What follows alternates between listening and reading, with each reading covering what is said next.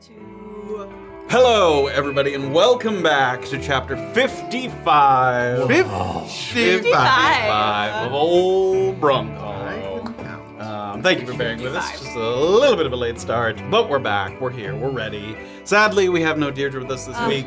She's being played by the part of Erica, a.k.a. Dragon. Glitter hat. Yeah. Oh, people on the podcast just got so excited. She said, should we play by partner? That would have been the most nonchalant thing to drop that in there. Mm-hmm. Also, Annabelle's not being played by Erica. Deirdre's being played by But we're very excited for tonight's episode. Annabelle's got a little bit of business with the Thieves Guild, which means the rest of us are left to prepare and plan our route to the Pink Prairies. Options abound, and a few bits of business left to take care of before we do so. But before we dive in, let's do the usual runaround. Happy Sunday, June 8th, Ghostbusters Day for those who celebrate. Thank you for joining us live, twitch.tv/tabletopnotch. Is that the day it dropped? It was the day it dropped in that's the day that- 1984. I didn't know if it was I an can't believe event they didn't in wait. the movie. No, It's the day that the ghost busted. it's the ghost. The first bust. ghost Yeah. was busted on this day. No. But let's see if I can get it. Oh, no. It's not. I lost to Ghostbusters. Ghostbusters. We lost it. Thank you for coming here to the live stream on twitch.tv/tabletopnotch Sunday nights live 7 p.m. Eastern Standard. But there are other ways to watch and listen, like Other Tuesday non-standard podcast. ways. Yeah, non-standard ways. Eastern Standard Time. Is summertime daylight or the standard? Is it ED? There's more daylight in the summer, But but I don't know if that's... You're waving around words and But is that things. daylight standard? Daylight I don't know. standings time Is Easter. is where we are right now, and thank you for being here with us. There's other ways. Tuesdays there's a podcast. Fridays there's a vodcast on your youtubes.com. That you can get early, though. You can get that on Tuesday, early access. You'll get a little notification in your little bells, and you can see it before everybody else. If you are a Patreon subscriber or a YouTube member. But yeah, catch us there between Sundays. Speaking of between Sundays, Was that Erica or was that Deirdre? Was that Annabelle? you can get it's social medias. Join all our social medias wherever you like and you don't like. Were you not in the room when I told This is the better. Okay, This good. is better. No, this is better. not in the room. No, this is really good. Okay, Just keep going. Sorry about that. No, This is good. Yes, the ones run by billionaires, the ones not run by billionaires. You'll be on all of them. Wow, her jokes are really predictable, huh? I got her. And your merch. If you have someone in your life that you want to give merch, then do that. Like an We have- upcoming holiday. Yeah. Daddy Day? Oh, Daddy Day? Oh, Daddy Day. True. We tomorrow, got cups. 6ix9ine? We got We're tomorrow 6ix9ine. 69. Everyone celebrates 69. If you buy merch on 6ix9ine, I'll send you a personal thank you. I'll help you with that. You will. It's Okay. just gonna be a DM. This is nice. It's just... Nice purchase, bro. You just tuck a little note in with the... Yeah. Oh. Here's a good a good segue, Talon. Wow, a segue into You couldn't even set yourself up. If you want to join the Discord and talk about Ghostbusters, then join their Discord. But if you want to talk about D&D and Tabletop Notch, you go to discord.gg/tabletopnotch. Everything that has to do with this channel you can find there. If you have any questions about what goes on tonight, you can talk about that there. And after the episode, for the post-episode discussion. Yep. Nice. Thanks, Segue. I'm gonna start talking about Patreon. So next week. Oh, okay. So important things. So next week is gonna be chapter 56, obviously, and then followed by another Notch and Soda, where we're gonna hang out, ask questions, figure shit out, and then after that Notch and Soda, we are gonna be off for 2 weeks. We're gonna be taking a little summer vacation break-arino. Of course, we'll be in Discord and hanging out and stuff, but there won't be any active streams. We'll come back live streaming. I think it's July 6th. or 7th, whatever that I Sunday think the 4th is. is on a Friday, so 6th. You're right. There we go. We'll come back to Twitch on July 6th, which means that early access will be 2 days after that, and then the YouTube VOD for everybody will be that Friday following, July 6th, whatever day that is. So those are that. We already have our Patreon PDF planned and ready to go, but It's already cooking not in the ready. oven. It's cooking. And yeah, join us for a nice pre-vacation Notch and Soda, as you said. Ooh. We'll hang out, we'll chat. I've already got locked and loaded 100,000. Oh, man. All the categories Goodness. are already in. Excited. Okay. Jordan will not make What? it to the finals this time. Oh. Even if I have to sabatage. Even once? You're gonna sabotage your own round? I don't All right, think everyone. you could We gotta sabotage yourself. sabotage Jordan. No. Wow. We'll see. We'll see. Okay. All right. Go ahead. Yeah. Sure. I can just make it really. If I catch a whiff of sabotage, Oh, no. yeah, I shan't. No. You'll be ejected from your seat. Eh. Great. I think that covers pretty much everything. So we're gonna get ready to dive into 55 here. What up, Thank- D? Hey. Hey, hope happy the Tonys. yeah, Happy happy Tony. Tonys. Yeah, we didn't Happy mention. Hi, Tony. Tonys as well. Hello, Tony night. Tony. Hello to me. It's Tony's night. It's fine.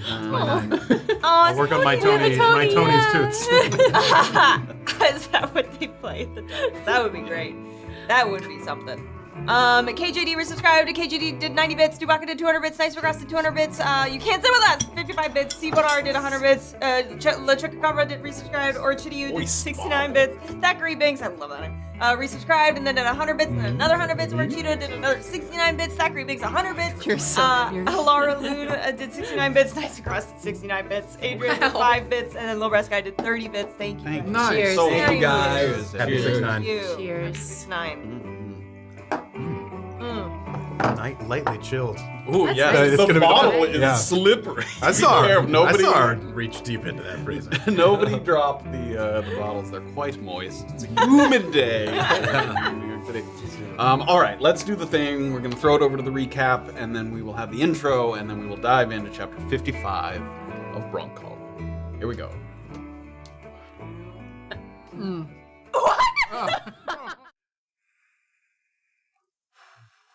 Another one of these, if you don't mind.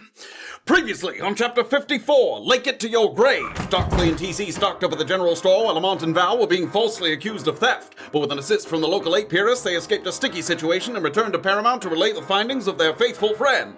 As it turned out, there were 3 possible routes to reach the Pink Prairies, all of them dangerous in their own special way, but Annabel would have to meet up at the party in the morning because the Thieves Guild was calling on her to help settle the score on a couple of defectors who might have done a little snitching on the side. Meanwhile, Illien, despite the warnings of all those around him, made the trip back to Heron Lake alone, where a certain someone was waiting to receive the stolen vault key. The concept of collaboration was a non-starter, but a deal was proposed that Illien ultimately declined because he was tired of doing things on Ramo's terms, even if the consequences of said refusal could prove dire. Is Illien worried that he's about to leave town after letting Ramo off the leash? And are we 100% certain that the dangers of the downwheel can't be countered by collecting jars of every species PP? Stick around and find out on Chapter 55 of Brunkhollow.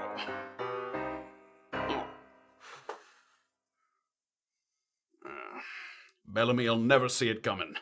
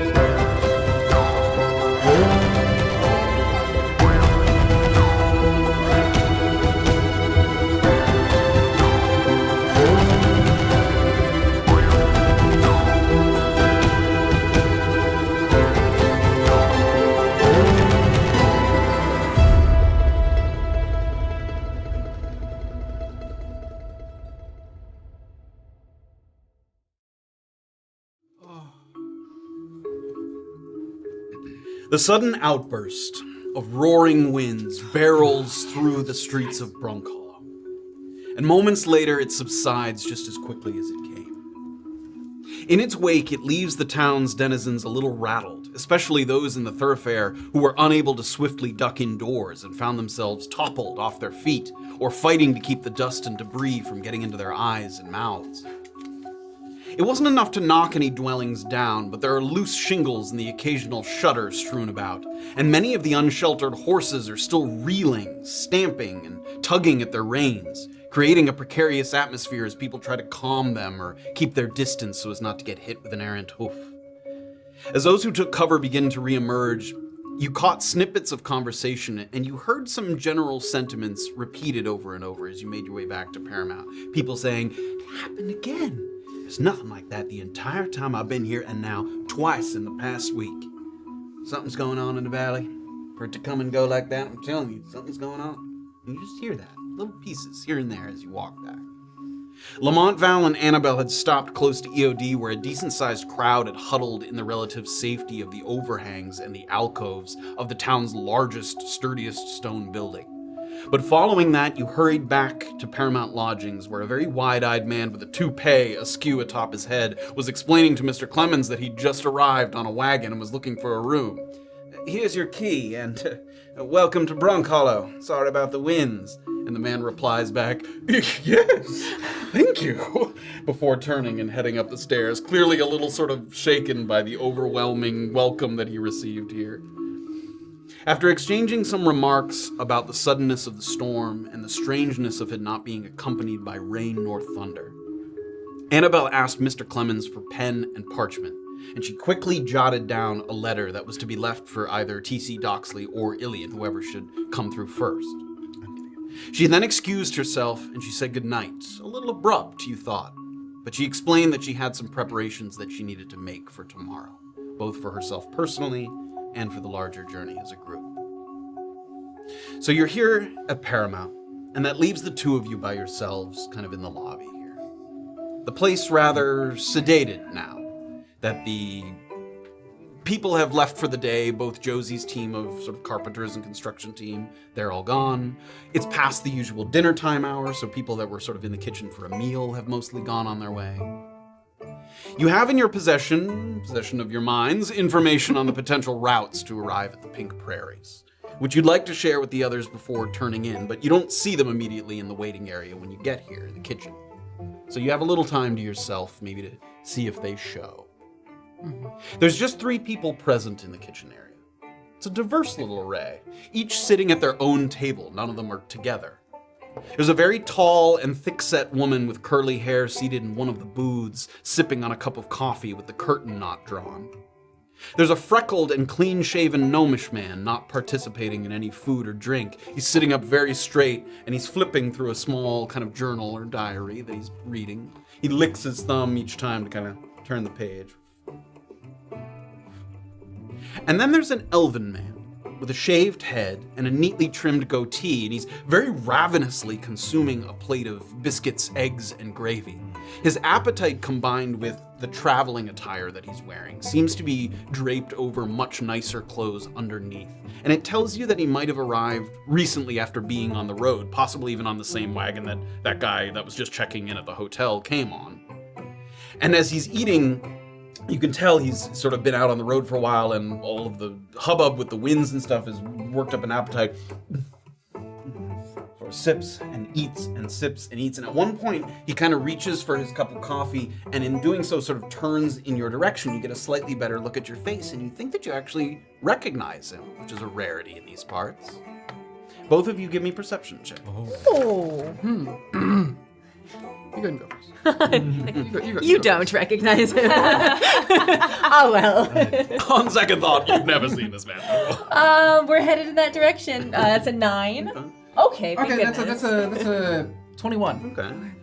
As you look to each other and then back to the man, you don't recall his name. You're not even necessarily sure that you got it. But this man was one of the 5 on the church committee in Old Pharaoh that was tasked with accepting or rejecting appeals to leave town while the curfew was still in place. Oh. After extensive pleading and negotiation, the committee in Old Pharaoh ultimately ruled in your favor. Obviously, you are here, you were allowed to leave. But it was not unanimous. A 3-2 vote. And if you remember correctly, he was one of the 2 holdouts. Oh, curious to see him here now in Brunkhollow. And he's sort of eating over there. He has not seen you yet. Again, sort of eating sort of thing. He was on the church committee. He was on the committee that sort of, again, we talked about that in our discussions of Monia Rakif, which is a sort of collateral that you leave behind if you need to leave during the curfew. He's on, there's a group of the church committee that decides whether they think you've given sufficient collateral to be allowed to leave. He was on that committee, and he felt that, he didn't like that, he felt like the committee was maybe sort of making an exception for you guys. It was a sort of exception, we talked about that as well, but you guys are a little distance away, and Clemens sort of sees you come in. He doesn't say anything, but he gives you sort of a polite nod after taking Annabel's letter, sort of putting it in one of the boxes there for the others. So the 2 of you are sort of over by the staircase here in Paramount. Well, Val, look who it is. Do you think we should? Well, I'm very curious why he'd be here. Might have something to do with Bellamy. Is it wise to just approach? We don't have much to show. Well, I think it's rather curious that he's here, though, right? Yeah, absolutely. Don't you want to know? If you think he'll speak to us, he was. Oh, he'll speak to us. I'm not sure what it's going to be, but he'll speak to us. We know speak to me. All right, well, No doubt about that. you lead the way. I'll follow. All right. You're gonna go ahead. Is he at like a table Yeah, with he's at a table. chairs open? Yep, there are chairs. Good. Hello. Hi.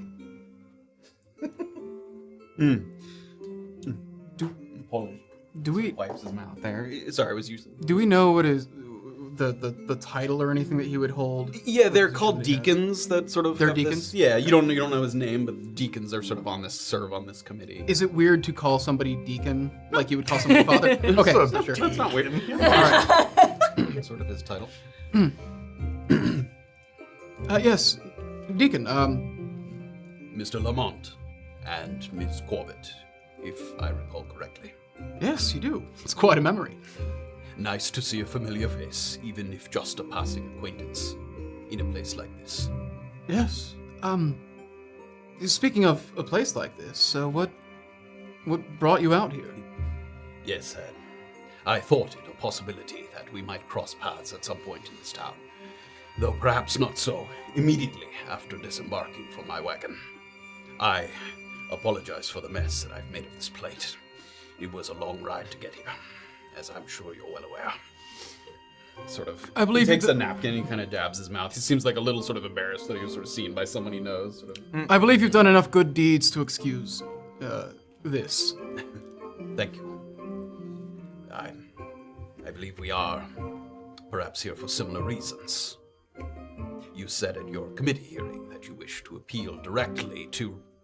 You see him kind of look around. You can see right away that he doesn't know much about Brunkhollow and is unsure about sort of speaking a religious title in a place like such as this. He like the word reverend was kind of on his lips and then he stops. Mr. Bellamy, you wish to explain your perspective on the incident and the child. That's correct. I don't suppose you have been so fortunate to locate him already and could point me in his direction. Unfortunately, no, we haven't been able to find him. In fact, we heard some rather unfortunate news about him. Yes. News that you're willing to share with me, perhaps. Yes, we heard that he was involved in an incident at a tavern here in town. And, well, what we heard was that he had died. Bellamy. Dead. Rumors. We're trying to verify things ourselves. And? Well, we arrived this morning, so We haven't had a tremendous amount of time to make progress yet, but it's very much a priority. I see. Do you know the circumstances of his passing? Was it a disagreement with another citizen here? An accident? Well, it seems, from what we've heard, it seems to have been self-defense. What's so curious about it is the story that we heard seems extremely out of character for Mr. Bellamy. And what was the story you heard, if you don't mind me asking? Well, it sounds like he came into this establishment and started attacking the people there. That's ridiculous. Yes. It's very out of character and difficult to believe, certainly. So out of character, I do not believe it. And you are not able to confirm any of these details. There's been no evidence it happened at the music box. You might have passed by it on your way here, though the winds might have made it difficult to see very much, but... This apparently happened some days back. There were a number of eyewitnesses that we've heard from, but we haven't been able to see a body or anything like that. Perhaps I too will speak to the man at the music box. Yes, Vincent, I believe, is his name. He was there for the incident. I don't think we know that for sure, but it is his establishment. Speaking of names... Deacon... Penley. Deacon Penley. Henley. Yes. We're just sorry to, bring such unfortunate news. Though I gather if you're here, is everything okay back in Old Pharaoh? Did something happen? Things are not good back home. It's been almost 2 weeks since the curfew was put into place. People are anxious. The level of agitation for non-citizens who cannot leave continues to rise. The situation is exacerbated by by Mr. Bellamy and his disappearance. I was nominated by the church, a dubious honor, to seek him out and see if I could convince him to hasten whatever business he has here. For Old Pharaoh would benefit from his strong guiding hand in this trying time.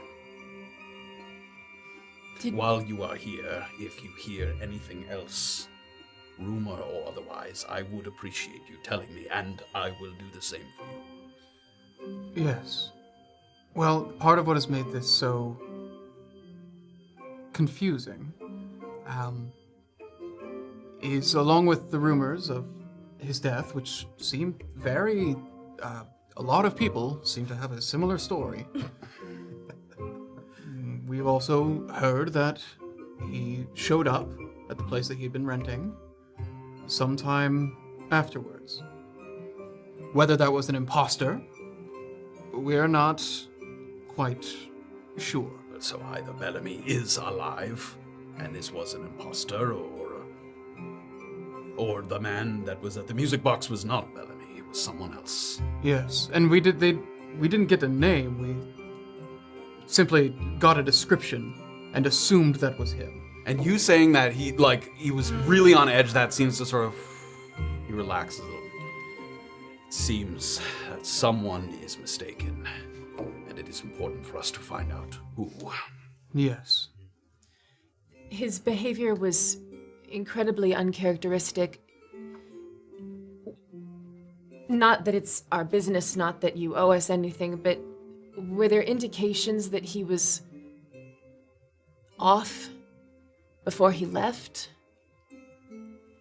Off in what way, Miss Corbett? Physically, mentally, No. his...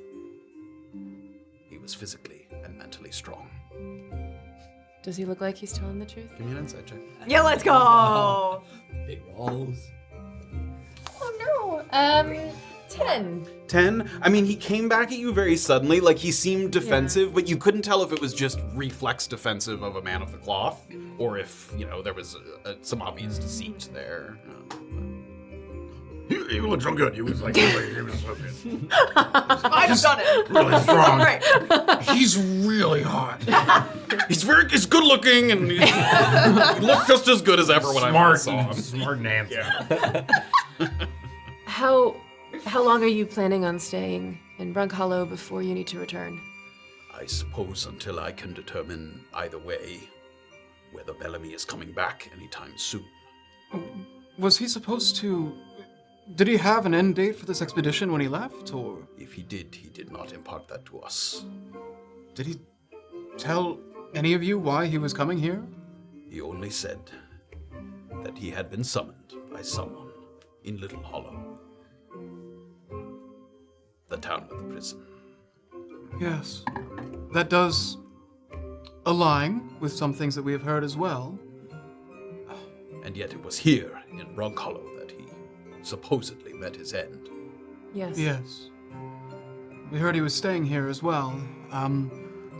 Perhaps... So many mixed messages. Clearly someone is misinformed, and that is a relief to me. Yes. If we were unable to locate him, what are the next steps? Certainly the town can't stay under curfew interminably. If Bellamy is gone for an inappropriately long time, the church would appoint an acting head who would be allowed to decide the fate of the curfew. Traditionally, 30 days is the length at which an acting head is appointed. But that has never happened, to my knowledge, not in my service of the church. Yes, this is a very unusual circumstance. Yes, it is, in many ways. And you see him kind of think for a moment. He's clearly sort of processing what he's heard. He's had a long journey here, which you just had that sort of yesterday and on your way in here the day before. And you see him kind of think about sort of back home, what's happening now. And then he looks back up at you. While I loathe to be the bearer of bad news, I can tell you that your company is not doing well. I am told there is frustration, infighting, appeals to the church to release some of the equipment that's been held as Monia Rakif. And, in one instance, an attempted theft of said equipment from the church's asset holdings. Do you know who was responsible for the attempted theft or what the equipment was? It was a tiefling. I did not get the name.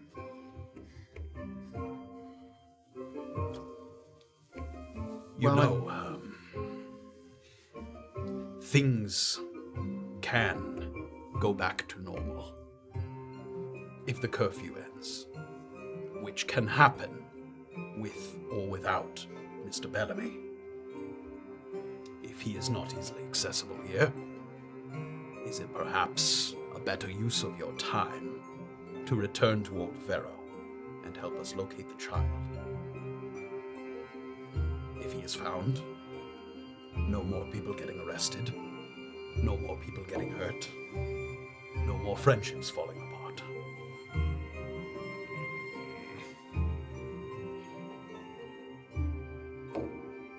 With the time it would take to get back there, and with how long it's already been, It would be a waste to leave on our first or second day. I'm afraid that trail has likely already gone cold. However, there's still many things we can try to locate Bellamy. We've come this far. It would be such a waste to have made this trek. Well, I am here now. Perhaps I can take over looking for Bellamy, and you can look for the boy in Old Pharaoh.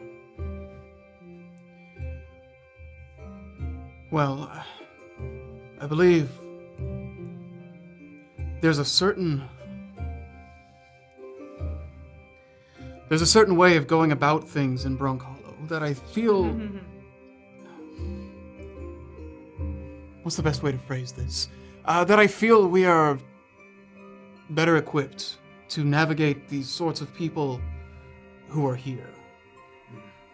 And perhaps the dangers. An implication, perhaps, that I am not one of the people.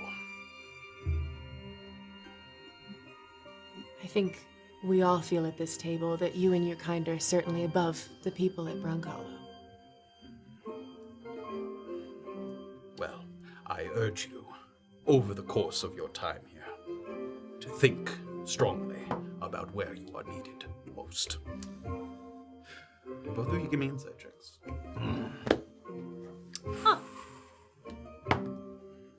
Oh man. Wow. 8. Avery. I know. I think this one's just gonna go in the chat at It's this done. point. It's yeah, done. it's done. She's had her check. Yeah. 10. 10. Yeah, nothing you sort of glean from it here. Brutal. Well, it has been a long journey for me. Finished here, I think I will take my leave and get a good night's sleep. Landry. Oh, yes. Andrew Beckham. Yes. Landry Beckham. Yes. It turns out he's here as well. You were able to connect with Mr. Beckham. Yes. We talked to him. He had also been looking for Bellamy and wasn't I able to. understand that they were friends or friendly acquaintances. You should certainly make an effort to connect with him. He was not willing so much to speak with you. We did. Is what I inferred from that. We did talk to him. We actually have a fairly solid rapport with him as well. We've crossed paths with him several times. I apologize. But again, there are things that would only be said between members of the church, and he's aware of that, and we are as well and understand that. I see. You may have threads to follow up on with him that we didn't think of. That may prove fruitful. I thank you for the advice. I will seek out Mr. Beckham tomorrow morning. And we will certainly share with you any information Yes. that we get. Likewise. Now, get some rest. I know this isn't an easy trip. Thank you. Good night. He takes his plate, takes it back over to the kitchen, kind of sets it on the little ledge there. Gives you one more nod. Starts to go up the stairs, leaving you guys kind of here. If you need a moment. I'm gonna kill him. I'm gonna kill him. Are we talking I'm gonna- about? Are we talking about? There's so many. There's so many potential targets here. Illien Tyrun. Illien would never do anything wrong. Fabian, I am going to string him up by his little tiefling neck. Well, that's considerably lethal. Much more than I was expecting. What he's doing is lethal. Yes, well, you know that he struggles. We just need to do this quickly. We can get there. We can get there within a day. If he's there, we talk to him. And if he's not? Well, then we have to go back and we have to figure things out that way. How much money do you have?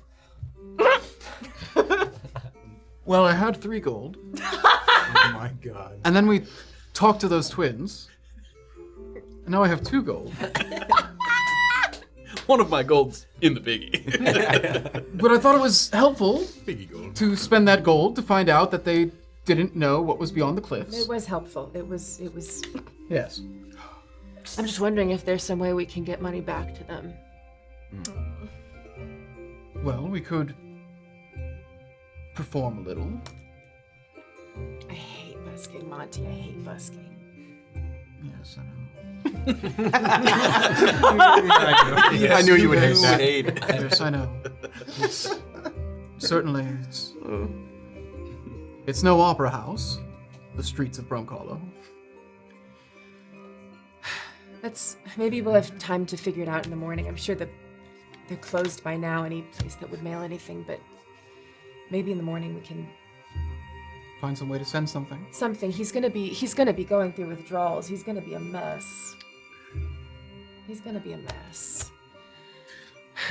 Tobias and Shayla are there, and they'll figure it out. They'll sort it out. They're doing their part. They're struggling, but they're doing it. We just have to do our part. That's the deal that we made. I think he's gonna. I don't know how much longer we've got. I think we just gotta try to get this done. Yes. No, I completely agree. First thing in the morning. Okay. That sentiment kind of in the air as you guys continue. You're still sitting at the table where, like, you were sitting there with the deacon. But we're going to pivot around to the outside for a moment. Excuse me. Mm-hmm. And on a focused tear, you sprint back to town. You're making record time on the leg from Heron Lake to Detention Pass. The weight of your equipment slowing you down a little bit, but the real weight that you're carrying is Ramo's vendetta, the possibility that he could pounce on anyone at any time. On the water's edge, he seemed to you not at his full strength, but that's a far cry from not being dangerous, and you know that. You don't know whether his intention was to strike now or strike later from the shadows. It was unclear to you. When you arrive at the eastern end of town, it looks like there has been an attack on Brunkhollow, but less so a bloody confrontation and more just a struggle against the valley itself. People are riding upturned carts, collecting stray articles of clothing, fishing items that went tumbling down into the riverbank. Most of them are a little tetchy from being inconvenienced by the sudden squall. There's some petty arguments, or that's mine, mind your own business. A lot of some little arguments here and there as people are clearly frustrated. You get into town there and you can sort of look around, see all the people around, the lights of the buildings, and where do you go first? Immediately to the Paramount. Okay. You rush into Paramount Lodgings, sort of into the lobby there, and right away at his desk, Clemens sort of sees you come in. You can see you're sort of a little out of breath. You come in a hurry there. Mr. Tyrun. Clemens, Doc and TC and Dolores should have been here.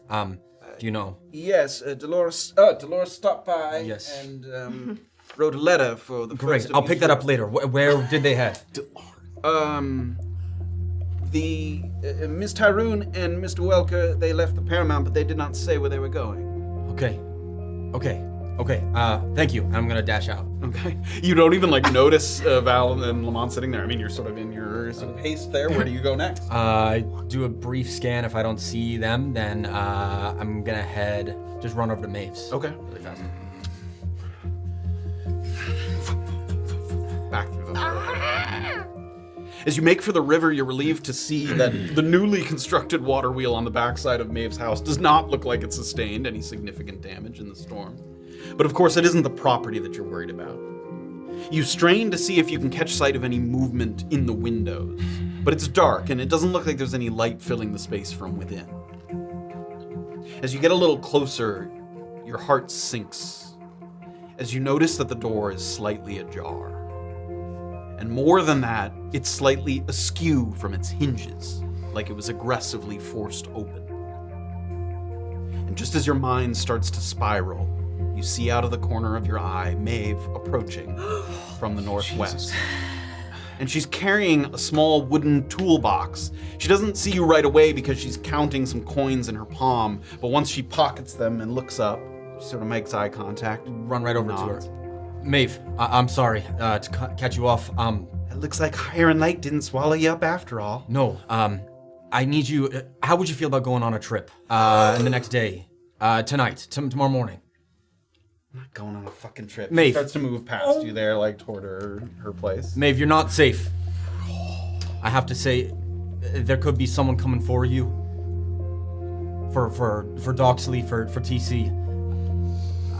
If you would trust me, you can bring whatever alchemy supplies you need, and perhaps with your ingredient list. Why don't you? She sort of grabs you at the shoulder. Why don't you shut the fuck up and talk inside?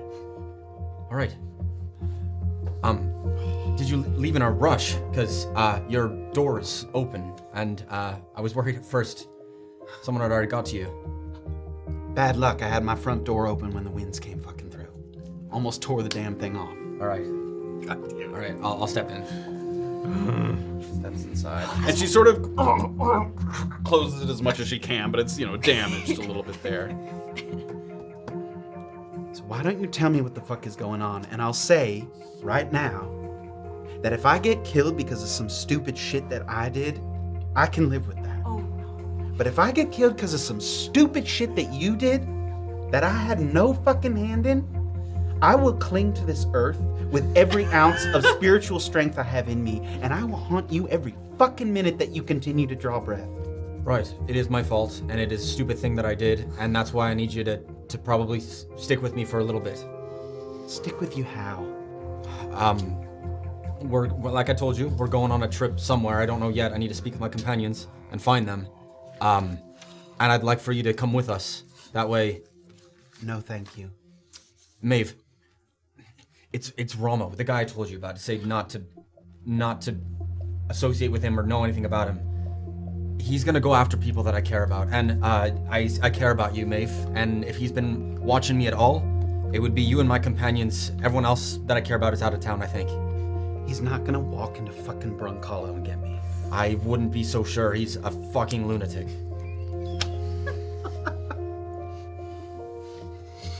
What am I supposed to do with that information? I'm not going on a fucking trip. Okay, is there someone in town that can hide you for a few days? Or you can still do some work, but someone that can preferably fight? Do you know Daphne very well? Can you stay at the Merc Hall with her?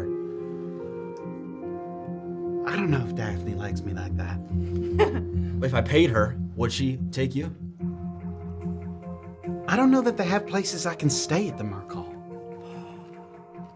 I can see the Merc Hall out my fucking window. What's the fucking difference? Well, you said that you're not a good fighter, that you don't know how to use weapons. This guy knows how to use weapons and is very dangerous. And you need someone that can keep you up, because you have important work to do. I ain't gonna shutter myself up indefinite. I got work to do.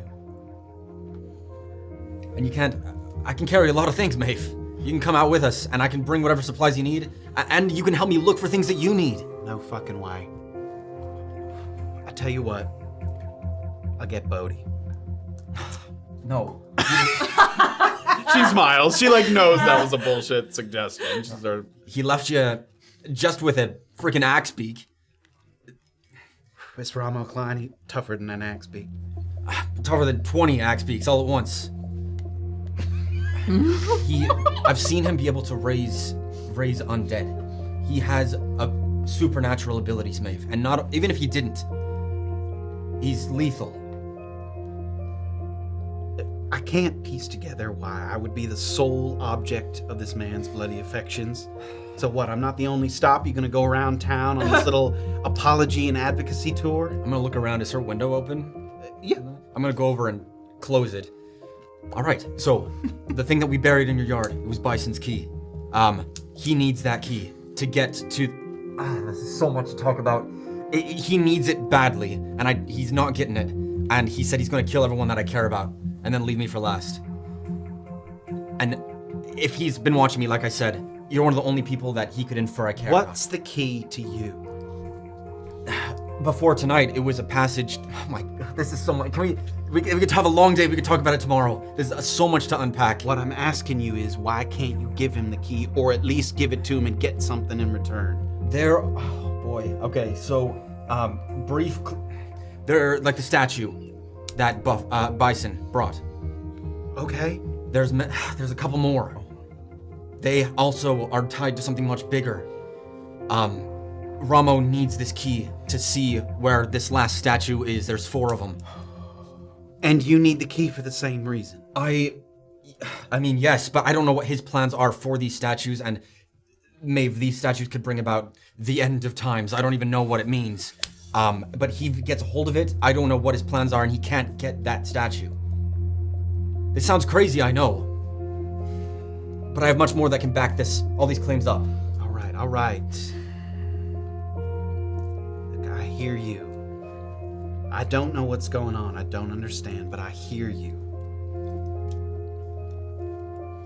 I don't know what to tell you. I'll be extra cautious to keep strangers at an arm's length. Not taking them in, giving them comfort, and holding them tight to my bosom like I'm known to do. Maeve. If I hire some people to watch the place, will you pay for it when you get back?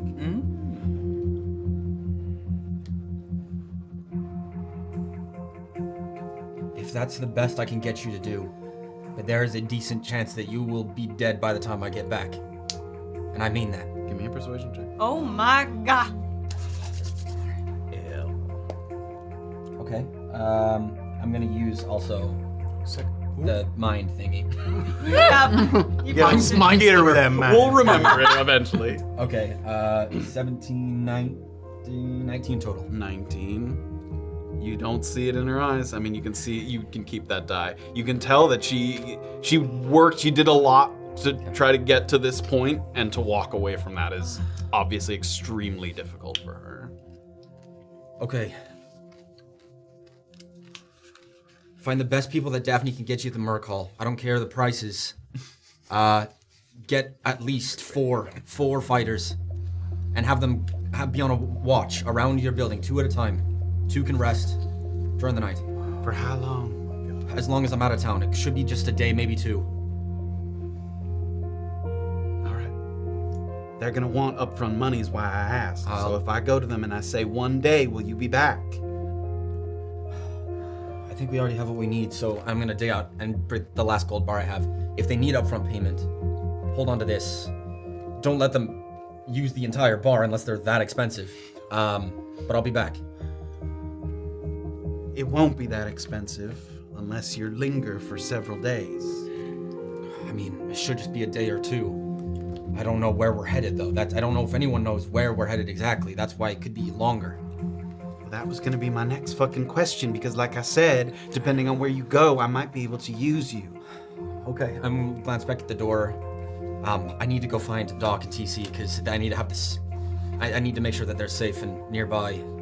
Maybe they'll know more about what's going on tomorrow. Would you be able to stay with me tonight? No fucking way. Just for a couple minutes, 30 minutes, until I find Doxley. I'll go over to the music box. Okay. He's not gonna come crashing in where there's 80 fucking people, huh? No, probably not. Then I'll go there. Okay. Can I walk with you? No. You can watch me walk there. Okay, great. Okay, I'll talk soon, and I'm gonna go out of her door. And come back when you know where you're fucking going. I will. Okay, I'm gonna go across the street and wait until she's out of the house. She takes a moment. You can tell at one point she looks like she's gathering a couple things, and she like looks out the window and sort of taking her time a little bit. I love her.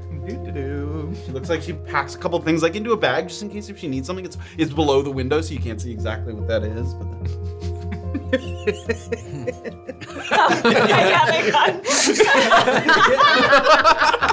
Grenade.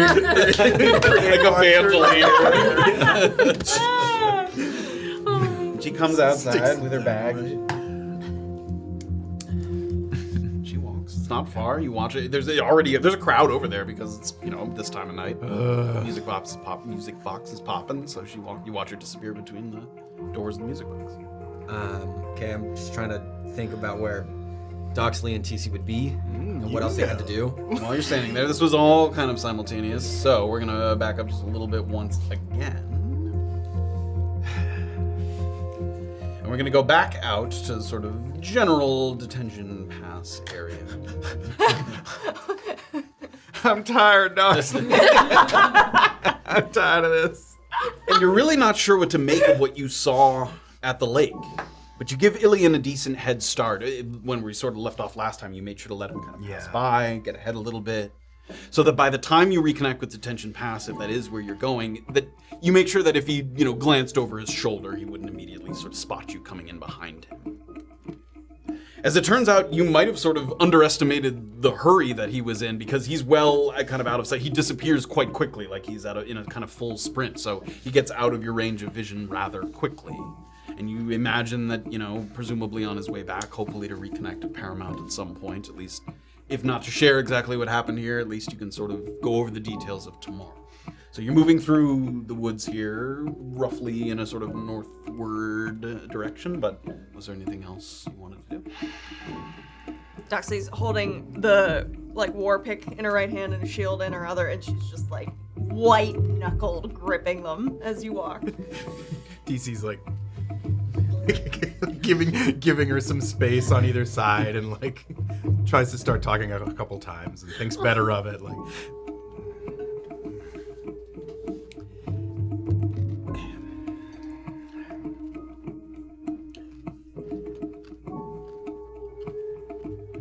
I'm sure he'll be fine. Yeah, he's not the one I'm worried about right now, TC. Me neither.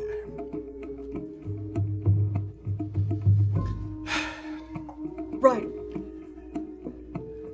Lightning. The flash. Do we have any reason to suspect that statue has been compromised? How far does it take to get to where that city is? I don't think it's far from the city. I haven't been there myself since it was put up. I have a general idea of where it is. Right? Yeah, because I don't think either of you went to see it once it was Kate's brought. been- Yeah, Kate went with her mom. But it's not far. We No, know it's where- between here and Brunkhollow. It's you know that it was put up kind of near where the Brunkhollow Creek, upriver of where it is in town.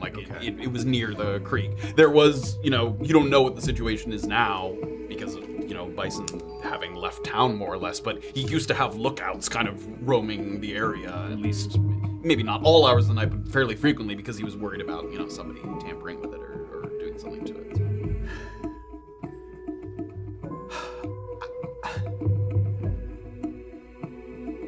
Perhaps we should go take a look at it. I should maybe keep my distance at first. Make sure there's not someone else there to take a look at it. I agree. It would be nice to know if your friend somehow figured out to cast some sort of lightning in the fucking cusp. That would be something, wouldn't it? I doubt that happened. But maybe it's just wishful thinking.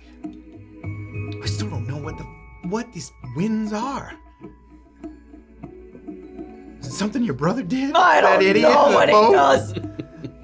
I don't understand it. Calm down. It's all right. Let's head towards the general direction of that thing and see what we can see. Yeah. Quietly. I'd like you both to give me, and you're gonna do a few rolls here. Both of you give me stealth checks first. Okay. Oh, no armor. I get to do normal. Oh wait, I get to use my. I Oh come on. can't with this game. Jordan's done. 18. 18. Natural one. Okay. So it's stealth, and then I want you both to give me perception checks and investigation checks. You're looking for the site of the statue, and the investigation is you're piecing together what you've heard about where it is, and the perception is actively sort of looking for it with your eyes. So I want you to do both of those for me. Okay. Investigation and You perception. want to do investigation first? Investigation first. Sounds good. Whoa. Did you get another one? No. Another one! You gotta be kidding me! Ah. Oh, All right. wait. Well, investigation. Why? Sorry. That's why your stealth check's a 1. Your Doxley's like, ah! Doxley! What the Doxley! fuck? Investigation 14. Okay, give me some perception checks. This is my thing. What was this roll? Perception. Ooh, I did real good. 13. 26. 26, okay. As you start to roam around in this sort of woods area, you can hear the creek sort of flowing a little bit off in the distance. And you're keeping an eye out also above. You're not you don't know what the situation is with Bison's sort of lookouts or scouts. You don't know if there's people, but you kind of look into the trees every now and then, your dark vision and your goggles aiding you to be able to see a little better. And you don't see anyone that seems to be sort of lurking or having a kind of night post out here, as far as you can tell. You start to kind of fan out, not so far that you can't see each other still, but you just kind of looking for signs of someone moving through the woods to see if someone's kind of darting through. You're looking for any signs of the statue itself. You know, you've seen it. You know it's very large, so you're sort of keeping an eye out for that. You don't feel like you're not sure if you're kind of in the right spot. You have a loose kind of idea and you're not sure. And then TC, and you look down and you stubbed your toe on like what you think is like a chunk of stone. And then you look down and the chunk of stone has a very familiar texture to it.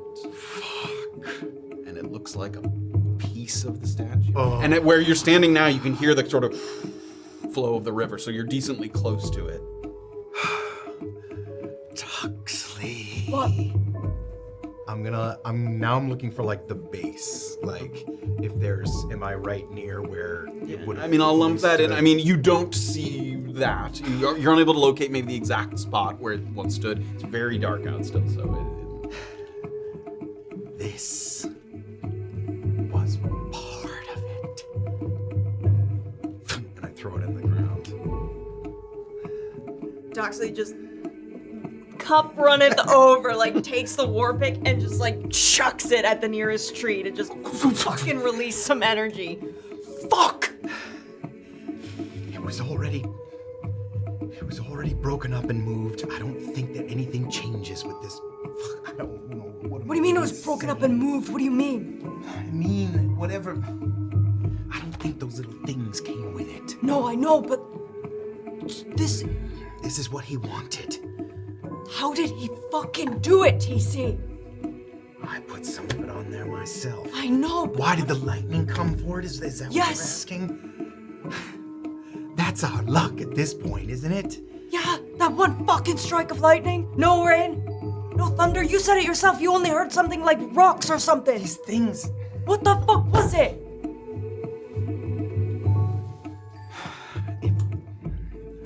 What are you suggesting? Act of the gods? The cleric himself? That or maybe fucking, I don't know, Bellamy. Come back from the dead, he might be able to wield lightning as well. Won't be this close still. I don't know how this works. What if he can cast it from across a fucking nation? I don't know anything. If I like look in the vicinity where the rocks are there like fresh tracks or anything? Like, give me a perception check. Give me a survival check. Actually, you're kind of more looking for. There are footprints around here. You're looking for like distinct ones because people have walked. Lots of people have come around here to take a look at it. So. Yeah, I guess. What would I be looking for? Like particularly fresh tracks or something that looks like out of the ordinary. Yeah, fresh tracks, and I guess depending on like how powerful the wind was, like if like imprints, like if like pollen had fallen into older tracks and fresh tracks were made on top of it, so it's like tamped into the tracks. Sure. It's an 11. 11. Yeah, not necessarily with that. It's again the popularity of coming to view this is muddying the ability to discern things. Like you're looking for fresh tracks, but also like people probably came to look at this earlier in the day, so like there's lots of fresh tracks. So unable to pick some out in particular. All we're doing staying here is making ourselves look like we had something to do with it. So let's get back to town. So go over to the tree and take out the war pick. So I'm still kind of making sure we keep eyes that we don't see anybody fucking moving around. You don't see anybody else. I will say you had a strong perception check. As you start to walk, you see a couple other pieces, like in addition to the one small chunks. Any bowl-shaped pieces? No. What does that mean? He was holding a bowl. No, I know, but if the bowl's not there, then you can't put any nacho dip in it. But what if TC someone comes back took to the bowl? town with half a hand and a bowl. TC, what if the statue? Illien thought that if you put shit in the bowls, then you could conjure up these creatures. But like, what if somebody destroyed the statue but kept the bowl and the bowl is intact? It could still work. That sounds great. You're asking me these questions like I have an answer for you. I don't expect you to have an answer, but I need to ask them out loud because we need to be thinking about this stuff. What about the little fucking things, the little guys that touched us? The little boys, yeah. The little boys that touched us. You know what they're called. Let's call them Zuin. Yeah, I know exactly what they're called. I think we have somewhere to be, actually. Deirdre knew this was coming. Yeah, the chewing. What? I'm sure they wouldn't have been happy that the statue was moved. Maybe something with them or their part in this. I'm just saying, I'm trying to hope that it's not all bad news. Maybe they came for it, to destroy it so nobody else could have it. I mean, that would be nice, I guess. I've got to go see him tomorrow morning before we leave. Well, if it was him, he'll give you a job well done. Perhaps. I need to try to send him. I've got to give him something. I agree. What if there was a way not to tell him exactly where that goblin statue was, but to send him in that direction? It's opposite of where we're going, almost.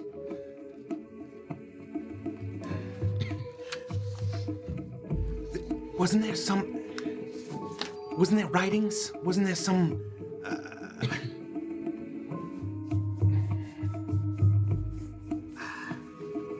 Writings of what? What do you mean? Goblin writings. Yeah, we had the letters talking about how we knew that Bison gave the land to the goblins. Yeah. Was there any talk of the statue in there? Yeah. You want to give him some of that? Would you give that to me? You'll have to ask my darling, dearest brother. All right, so we're not telling him that we dropped eaves on him? I don't know what to do. You know, him walking off on his own to be the hero, that is very Illien. Him rejecting this deal because it was the thing he wanted, but he didn't like the way in which it was given or something. That is very Illien. What I can't get past is him being complacent about the people he cares dying. That I don't understand.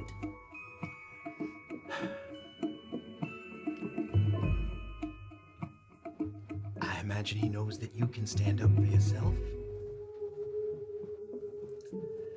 Anyone else he cares about? I am similarly perplexed.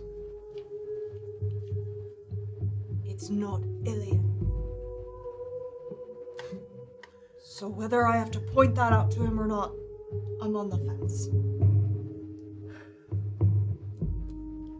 Determined, that one is.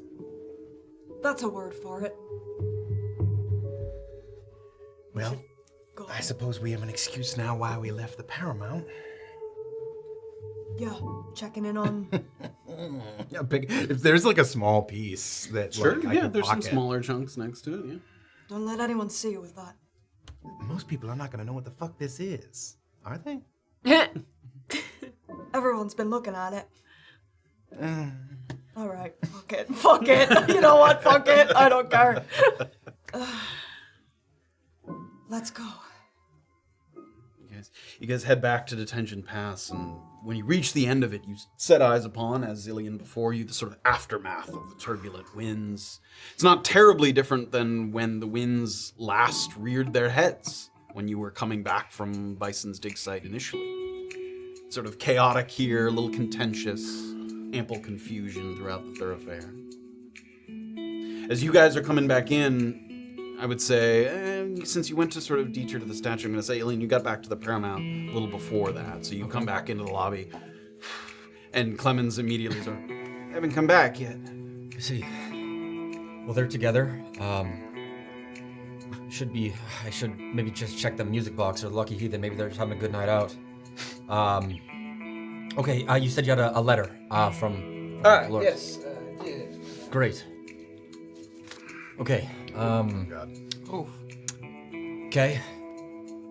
Okay. They didn't go. No, that's stupid. Okay.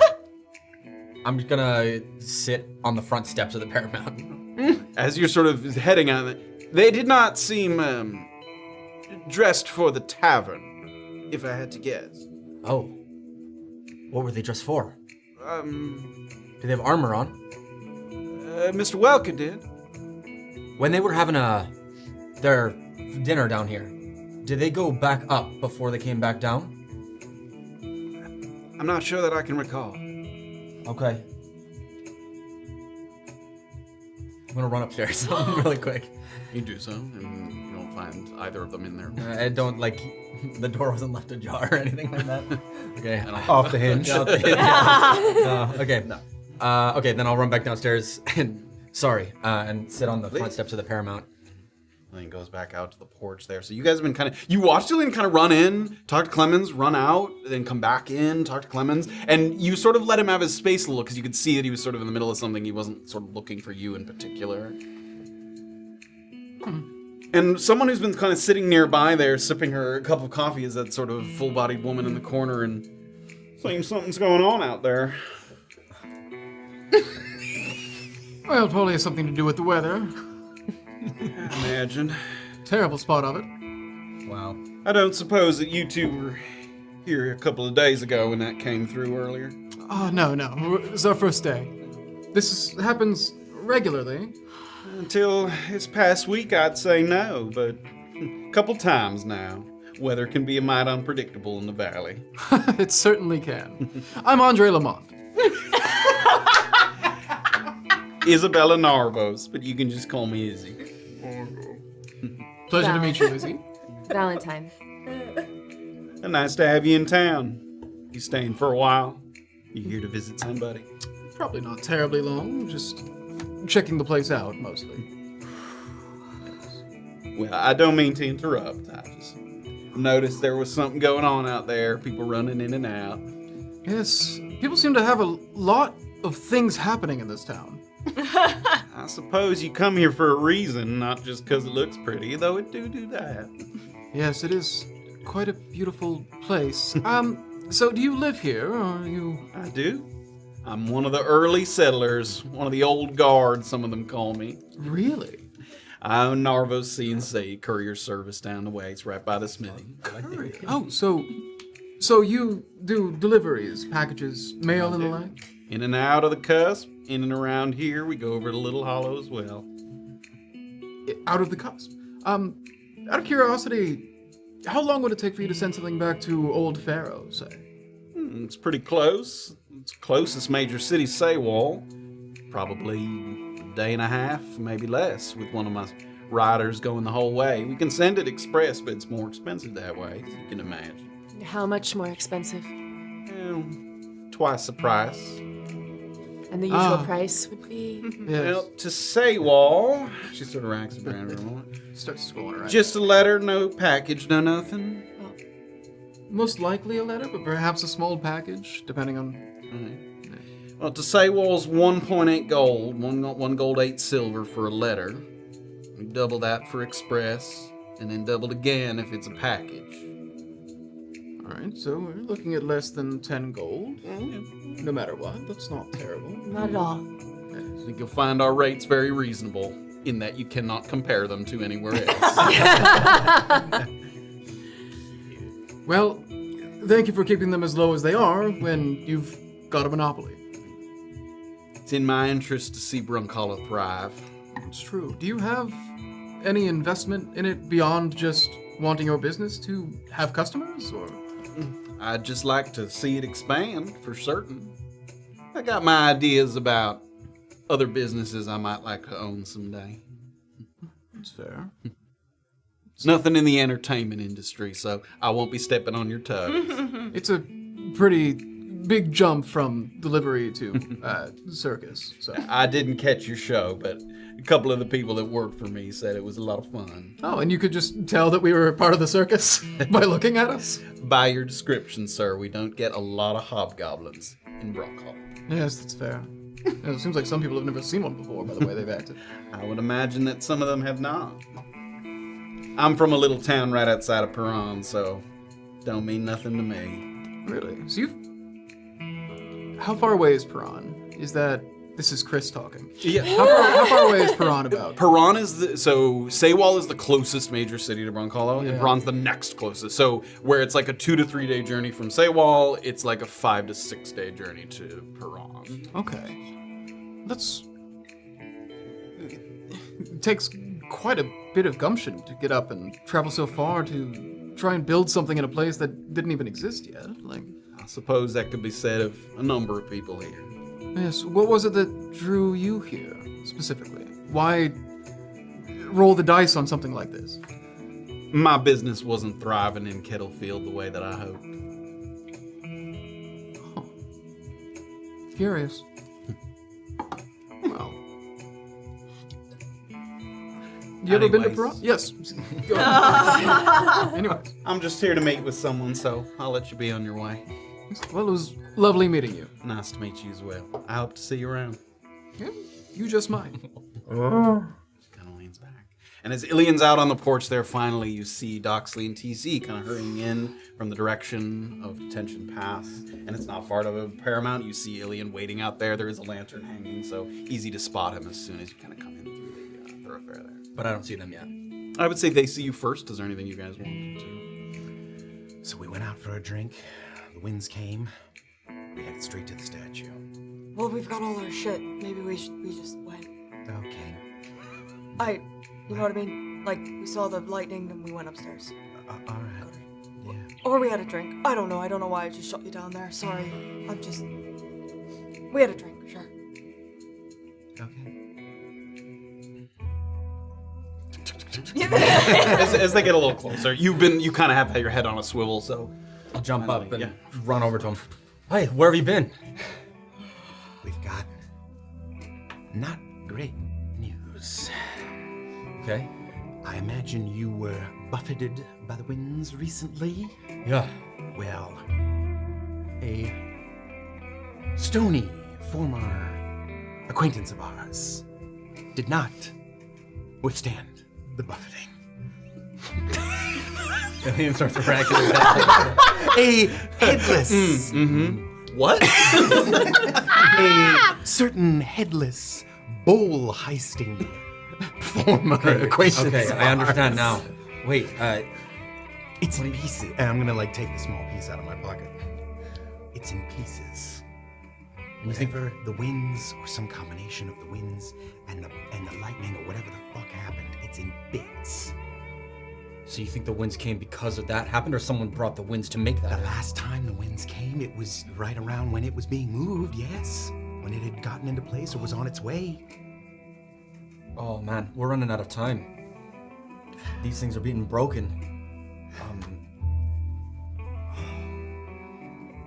Okay, fun idea. Slumber party tonight. Everyone stays in the same room. Just, to get stuff together, and we can talk about where we are headed in the morning. Slumber party. Yes. Don't you two only sleep 4 hours a night? Yeah. I don't want somebody watching me sleep for That's okay. another 4. How about you keep Doxley company? I might be over at Maeve's tonight. This changed gears quickly. Yes. So Did you make some inroads there that I was not aware of? that's just probably where I'll be. But if you wouldn't mind, keeping Doxley company, because he can get lonely, right? Please? Are you all right? Yeah. Yeah, I'm great. Do you know where Annabel is? Actually, I know where Annabel is. Sorry. Do you know where Annabel is? No, because I do. I know where Annabel is. I just wanted to make you feel bad. Yeah. I'm gonna hand this around to you guys. It seems like You can read it if you'd like. Oh, okay.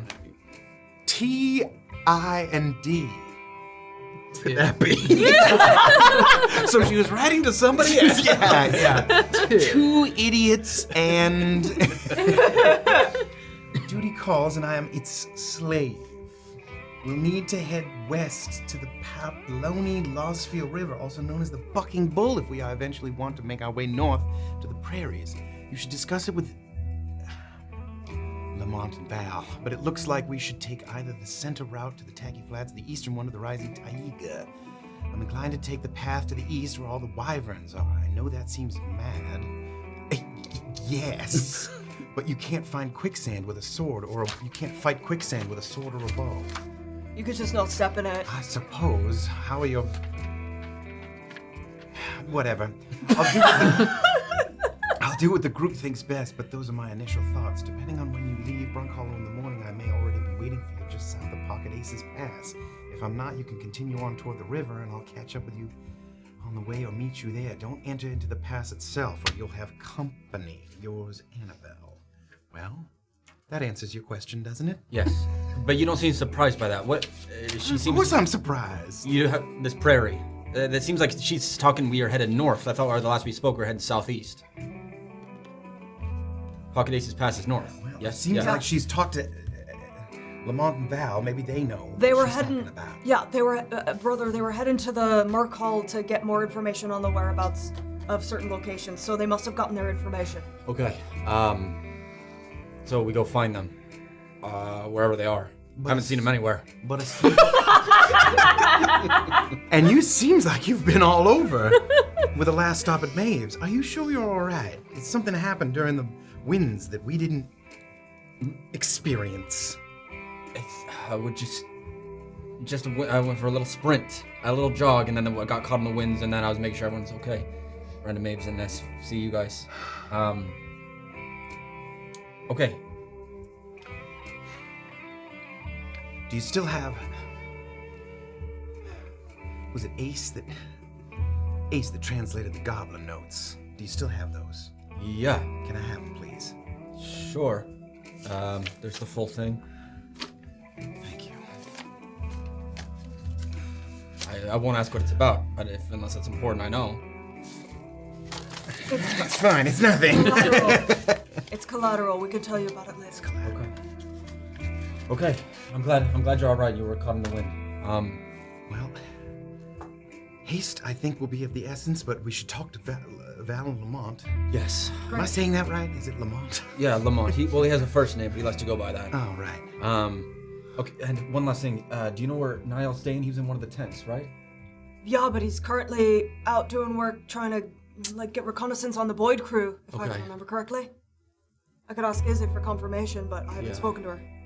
Okay. Why? I just have a letter I need to leave to him. I was gonna leave it at his place, I guess. All right. So, would you keep my sister company tonight? Illien, I can court my own men. I thought... If that's what you're trying to do. No. I thought her brother never asked. No, not like that. You can take my bed, and you can take hers. I mean, no, you take yours. I think we'll handle That the sounds saving good. Can I have your bed and you have his? Oh my goodness. Okay. No. Please go somewhere else. It's coming out wrong. Just. Oh my God. Just stay with my sister tonight, because I'm gonna be with Maeve.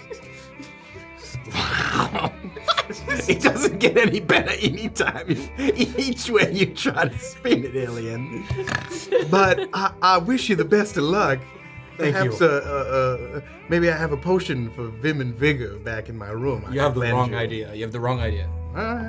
What's this potion you speak of? I'll show you. It's my mom's perfume.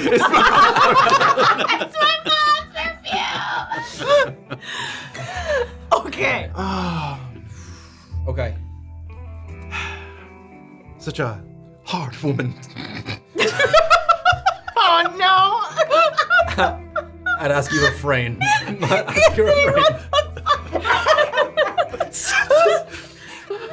Such a stern woman like her. Usually, I can like touch. That's my advice. Oh, me. Okay. Sure. Thank you, Best TC. of luck. We should talk to Val and Lamont though before, so we know where we're headed in the morning. And Are we in front of the Paramount? Like more or less. Are there windows? Yeah, they're in the kitchen area, so they're sort of in the back area, okay. but you guys are right out there. We've just been watching this entire time. Yeah, we'll be like, the curtain. Wow, he really wants him to sleep with his sister. Take care. You know what, Val? Let's go home. This place is not for us. I didn't realize we were. Didn't realize we were hanging out with a bunch of perverts. The deacon makes a lot of good points. Brunkhollow truly is a wretched place. Oh man. You guys head back in to poke your head in. Illien, you've got time to check in with them? Yes, I think we should. All right.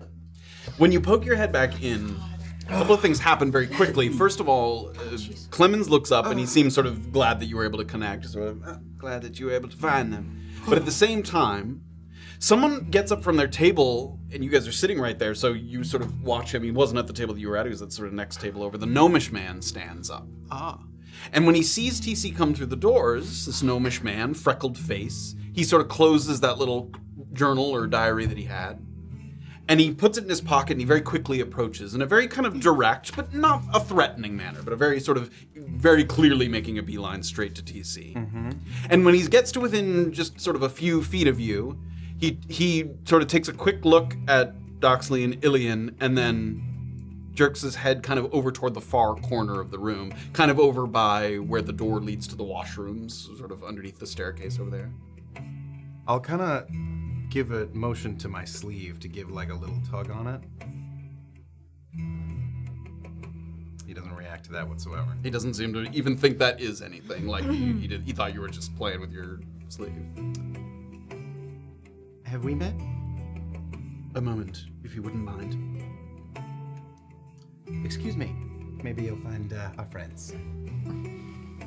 As soon as they sort of cross, you can see Lamont and Val sort of in the kitchen now that Do you're we all in here. do we like see that play out as well? Yeah, you see the gnomish man walk straight up to them. We're gonna follow TC and them, but this is all happening at the same time. But as you sort of walk over, find a little private corner here. My name is Oslo Brinkpot, and from Mr. Godwin's description, you must be the man with no sense of courtesy nor privacy. So why don't you tell me what exactly was so entirely unimportant that you waited until the evening to consult me, and yet simultaneously so important that you couldn't wait until the following morning once you'd been rebuffed? I've got a busy schedule, and do forgive me. A foolish mistake. I'm going out into the downwield. The last time I did that, a dear friend didn't make it back. And what business is that to me? This friend came to you not long ago and paid for your services. And I'm gonna take out one of the ring, the smaller of the pieces. I don't drop it.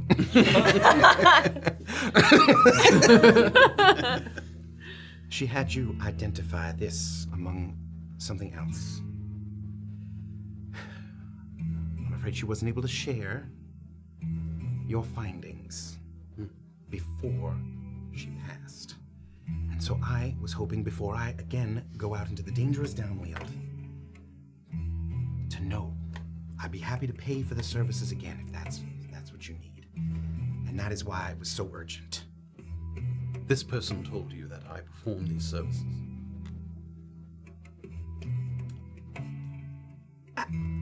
Yes, Well, that person led you astray if they failed to convey the fact that I do not take walk-ins. Figuratively, of course, I'm aware that we are not in my tent. well, we didn't talk about it like that, so I apologize. As I say, she didn't even share what they were before she died. I'm surprised she even came to you. She's not someone who would usually sully her fingers with something so unique. I got that impression from her as well. So you know that I'm telling the truth. I am not naive, sir. Nor do I have the memory of a goldfish. I recognize the item, yes, and I remember who brought them to me the first time. And And in a violent environment such as this, I am aware that the most likely course of action is that you took them from her corpse. Now that is not my business, nor do I care to make it so. Do you see what I'm wearing on my head? I do. Do you think I would walk around with a trophy like this? This is her hat. Do you think that you would be the first person to take something from someone and then flaunt it?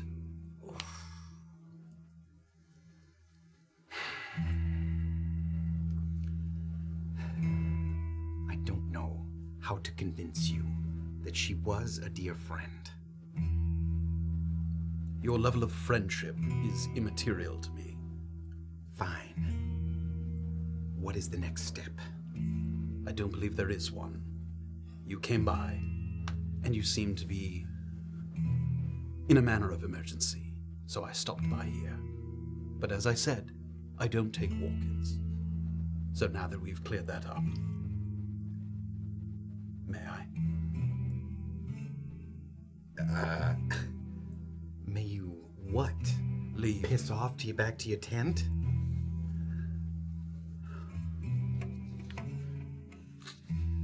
Is there a way for me to make an appointment?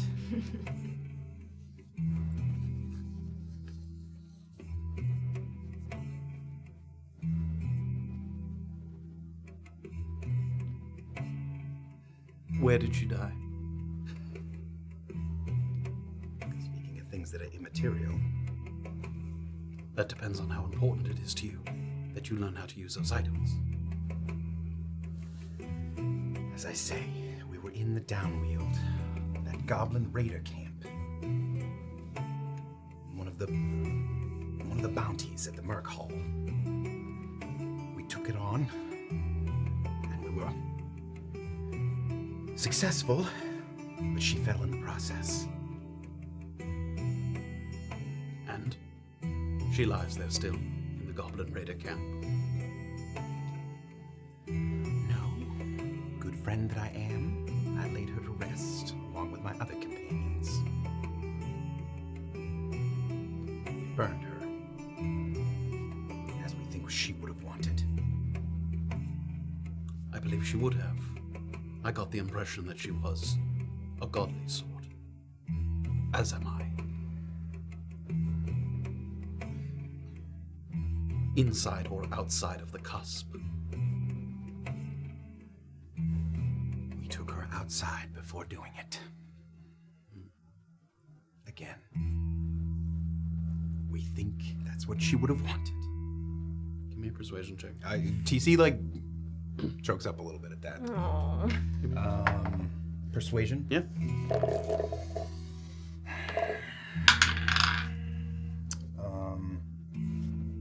15.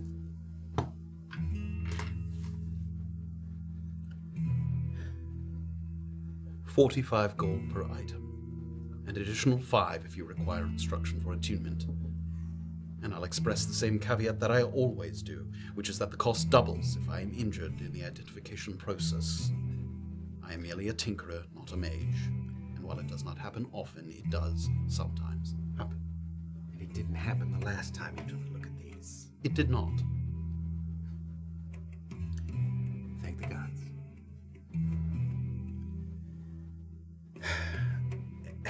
Is this something that I would have to leave with you and come retrieve? Or does your memory serve enough? I can have them brought over here and left with Mr. Clemens in the morning. First thing in the morning. Fine. That way you don't have to go looking for me in the woods.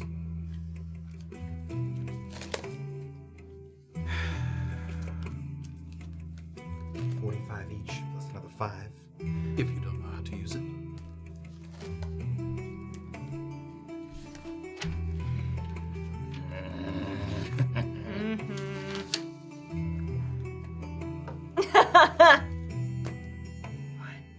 And I'll take out the... He looks at he understands yeah. discretion clearly. Yeah. Like magic items, even in a place like this, can have a mix. So he sort of leans in and sort of gently wristlets, takes ring, and 100 gold.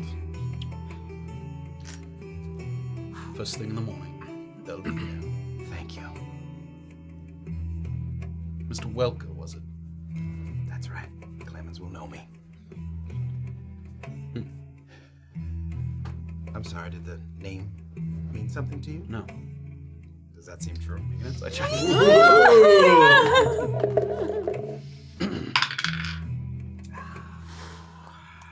8. Not that you would sort of pick up on it particularly. May the gods take you up the mountain. He was well. He turns, heads out the door. As all of that is going on. What was that?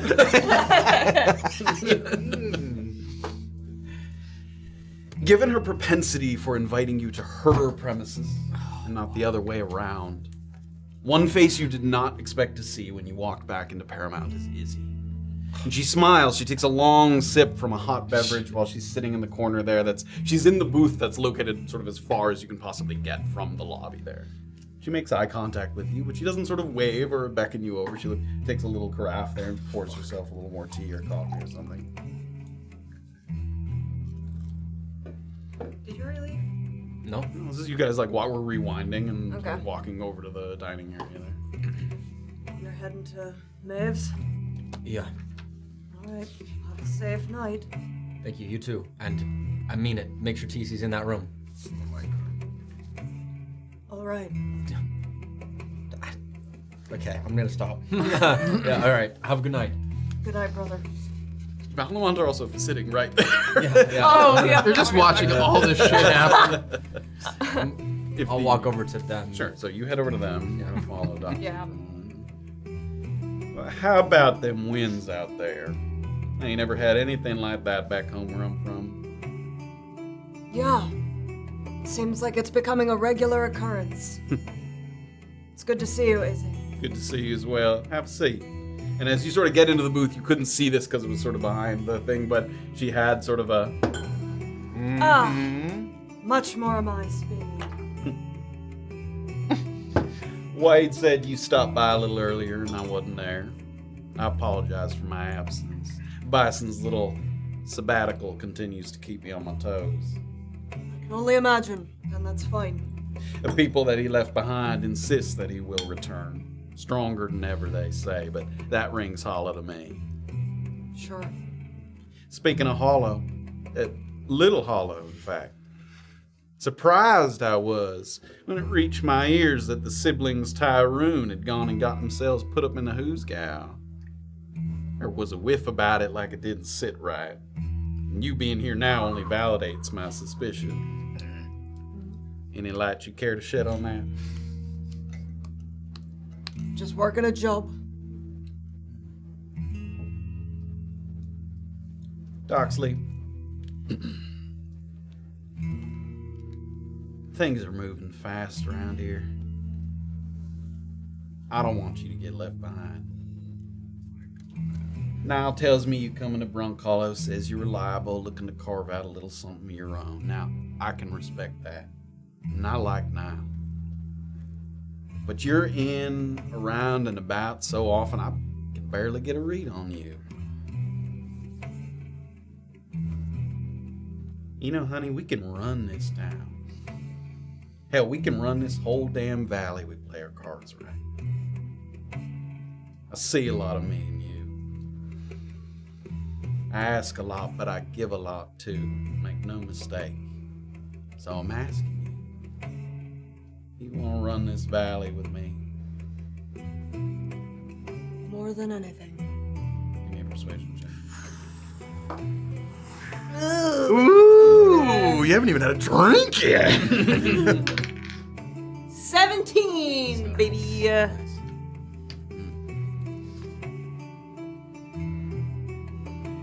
Niall came to talk to me a couple days ago. I could tell something was weighing on him right away. He said that the warden wouldn't give him any more prisoners. And more importantly than that, and she lowers her voice, I'm not going to get too quiet, but she lowers her voice. Make sure she's got the curtain drawn as well now that the two of you are sitting here. More importantly than that, told me that maybe the cusp ain't moving as predictable as we'd like. It's unfortunate news. Disappointing. But I suppose it don't change what Niall's intentions was in the first place, which is to find out what's making it move at all. Being all up and down the downwheel like you've been, you ain't seen nothing that contributes to that discussion one way or the other, have you? Last I spoke with Niall, he was suspicious about finding the center of it. I heard the same. Thinking that whatever's at the center is causing the motion. I haven't been in that area of the downwheel, even if it is in the downwheel. Anyway, he was a little bit of at a loss what he was supposed to do next because he wasn't able to get one of them magic users. So I gave him something simple to clear his mind a spell. Just little scouting, little tracking movement patterns, Boyd's posses in and around the cusp. He's out there with a couple of my coach guards. No instructions to engage, nothing dangerous. Just want to see if we can get an idea where Boyd's fellas are coming from. He's got some kind of hideout or something we haven't been able to pinpoint yet. What are you hoping to glean from that information, just out of curiosity? Which information? Just scouting Boyd's crew. Well, Boyd's crew fucks up my courier routes on the daily. So it's protecting your current business and not looking forward to the other ventures with Boyd. It's looking toward a different kind of venture, and that's where you come in. Say, with Bison gone, I've been putting myself in the place to payroll a whole bunch of his vagrant muscle. It's a wise choice. Reliable folk, mostly on Wade's recommendations. He knew Bison's people well. People with knowledge of the downwield and with an axe to grind, now those are just the kind of people that I like. When I was, where I was when you stopped by, I was actually over at EOD. Now they ain't loosening the grip just yet, but I got it in my mind that maybe I purchased that place. Either indirectly from Bison or when the town decides he's been gone long enough to auction it off. It ain't gonna be a mining outfit no more. See, my plan is to turn it into a place of public service, let's call it. Company to safeguard the citizens of Brunkhollow from threats outside.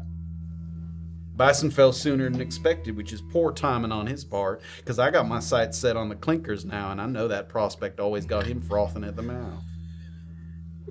Have your sights set on clinkers as into make allies of, or? I wouldn't be surprised if you know this already, but there is some kind of shit stirred up at Fort Contrition. Add to that, I hear Perron's support is at an all-time low. And they're fixing to call a couple of very important votes that may have a big impact on whether or not the prison can continue to operate. Now, it's got to be done smart, and it's got to be done right. But if we get a group together and hit a couple of key targets, right as they hemming and hawing, trying to put the pieces back together, I believe they're going to fold and cut their losses. We'd be rid of them clinkers in this valley for a good long while. Maybe ever. Leaving Little Hollow another beautiful piece of unoccupied territory. Something like that. And this place of public service that I spoke of, whatever I turn EOD into, I was thinking of putting you in charge of that. What is a sheriff of Brunkhollow or something like that? Is that something that interests you, having your own little private army?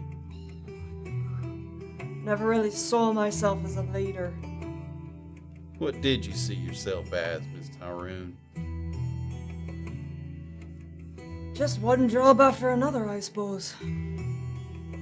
I encourage you to think bigger thoughts. I will try and expand my mind. So what, you leaving town again? Is that it? That's the general idea, although I don't know where yet. My allies all seem to be scattering about and I can't seem to get them all in one place. I know the feeling. Cheers to that. Well, let me take that time to work my magic on the old guard at EOD. I might have you out of this place, he sort of motions to Paramount, sooner than you thought. Is there any resources or supplies that I can lend you to make sure that you come back in one piece and to demonstrate my investment in you and goodwill?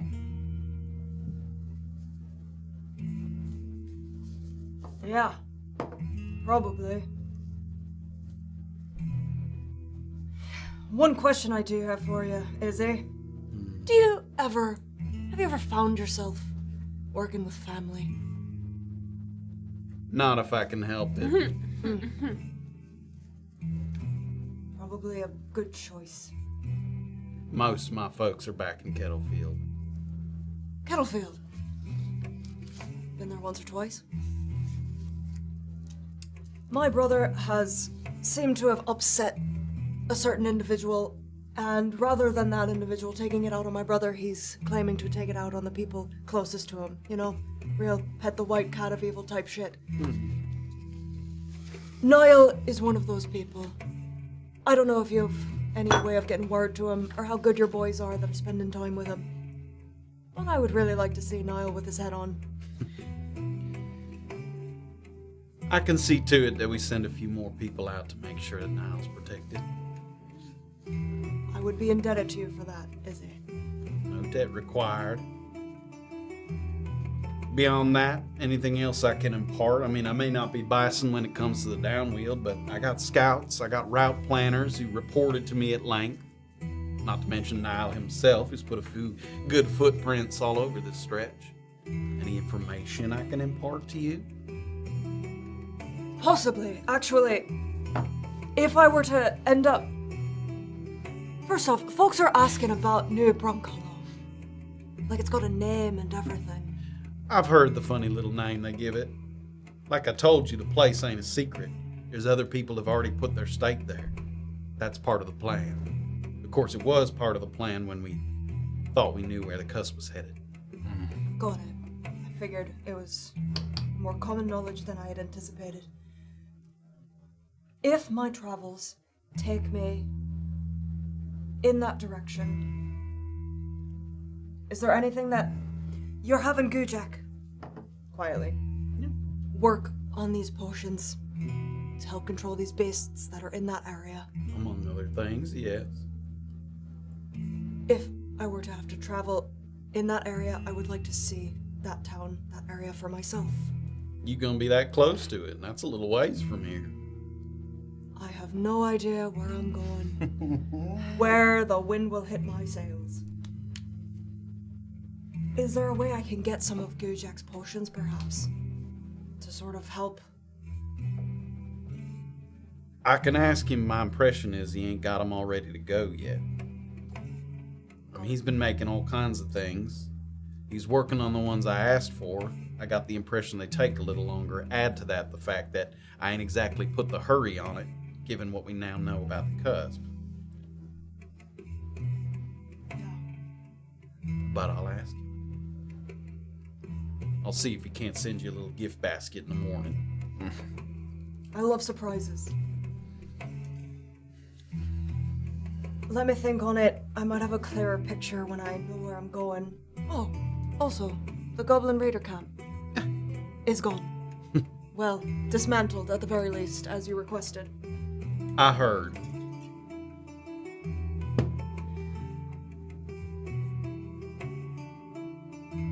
I think that's all I've got for you. All right, Doxley. You have a good night.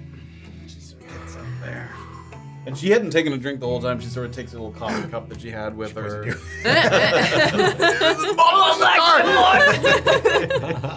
And we'll rewind in time to your guys' discussion, but as she's sort of leaving, she says, "Nice to see you. Enjoy Brunkhollow." You have a wonderful evening.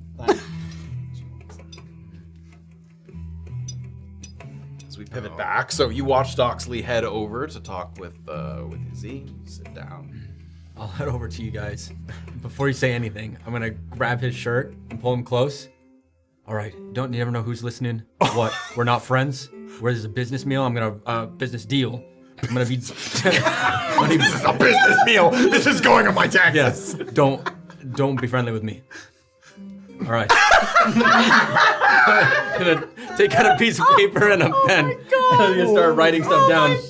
I'm gonna actually start drafting a letter to Niall, but make it look like it's what we're talking about.